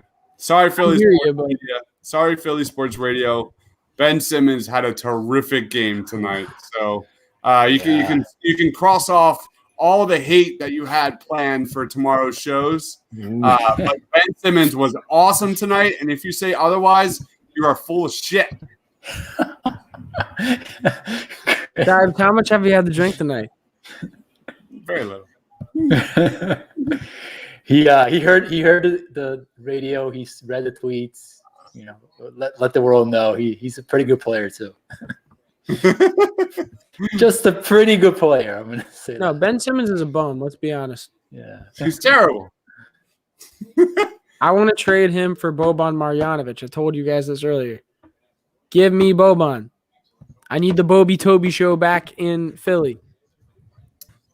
Would you guys trade for Derrick Rose? Yes. Not right now. I don't think we need him as much as we used to. I think last year, like mind you, don't get me wrong, I like Derrick Rose and I think he would play well on this team, but I think he stifles the development that I want Maxey and Milton to have off the bench. Yeah. And I just think I'd rather them get the experience and have because they're going to get good experiences here in the playoffs and in the regular season, and I'd rather them get that experience than bring Derrick Rose in here right now. What is the details of that trade? What did what was the trade? Do we know? There wasn't an official trade out that was like put out. It was just that they were in serious discussions, which basically means it's going to happen. But right. All right, actually, no, I'm not going to say that because we were in serious discussions to trade for James Harden. That didn't happen either. So we're not going to say that's a definite. But right, is it not obvious that I'm kidding? Is it not obvious that I'm kidding? Boban is a complete playoff. I'm joking. I said trade him for Ben Simmons. Listen, I would take Boban over Dwight right now. Even though I thought Dwight did pretty good the last couple of games, but Izzy said they're gonna be like Simmons had a good game. Was that the peak of his career? Yeah, well said. Well said. You know, that's so true. That is so true. Is this Max? Is that Maxey's first minutes there? What's up? Is that Maxey's first minutes here in the fourth quarter? Yeah, he hasn't played today. He did not play today. Feels like it. Yeah. It's they went with a short bench tonight. They brought Korkmaz off the bench first, and then they brought in Shake. So it sounds like Doc is getting a little bit cold on Maxey. Yeah. Can't deny that. I mean, if he can't hit threes, it's hard to stay in the rotation, to be honest. Right. I would still like to. They have guys who can drive into the paint and produce playmaking, like Shake Milton and like Ben Simmons, obviously. So it's right. Like he when Ben Simmons isn't playing or when Shake's not playing, I can understand him being in the game more. But if he can't give you what you would need at that position from 3-point shooting, it just doesn't make much sense to have him on the court. We're getting a lot of Eagles draft talk. Just want to in the comments, just want to give a quick little plug. We did a Eagles draft preview, part 1 of our Eagles draft preview on Party on Broad Friday. And we broke down pretty much everything people are talking about. Go check that out. It's on the YouTube channel. It's on our main website, thepaintlines.com. Just audio if you just want to listen to it while you're hanging around the house. It's all there. But we had Chris Malley from 4th and John. It's a really good show. And we discussed the biggest questions and storylines centering the Eagles, surrounding the Eagles in this upcoming draft. We're only like 2 months away. It's absolutely crazy. It's crazy. I'm calling it right now.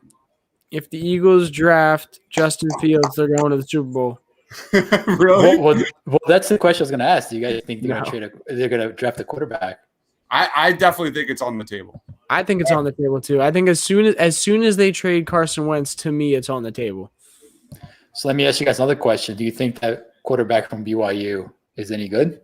Zach Wilson's like compared to like Aaron Rodgers and Kyler Murray. Like he's a really strong. That's the thing is like, do you know if you're going to be in the top of this draft again? And do you know that this is actually a very strong quarterback draft? However, there's also the scenario where what if one of them's available? Like there's going to be a quarterback hungry team in that like trade down scenario.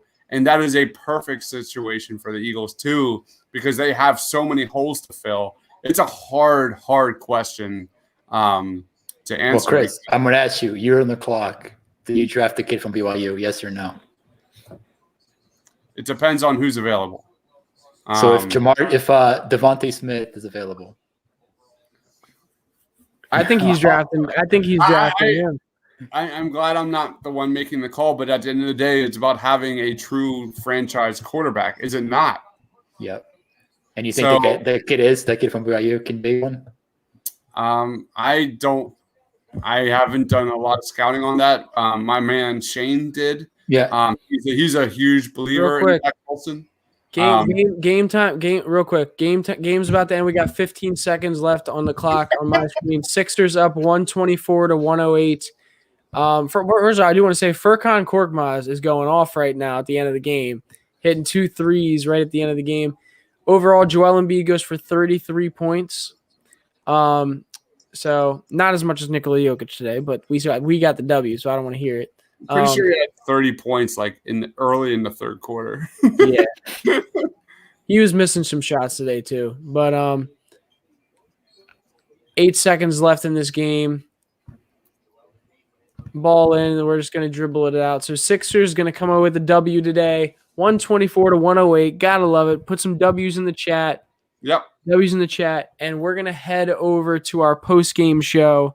Yep. And right now, so go, guys, please go right over there. If you're on Twitch, I think is it going to start right back up on Twitch? I would assume so. All right, well, we'll be right back then. You're going to see an intro come up on the screen on our next on our other video, so make sure you go hop over there. I think the link is posted as well, so go check that out. We'll be right back, guys.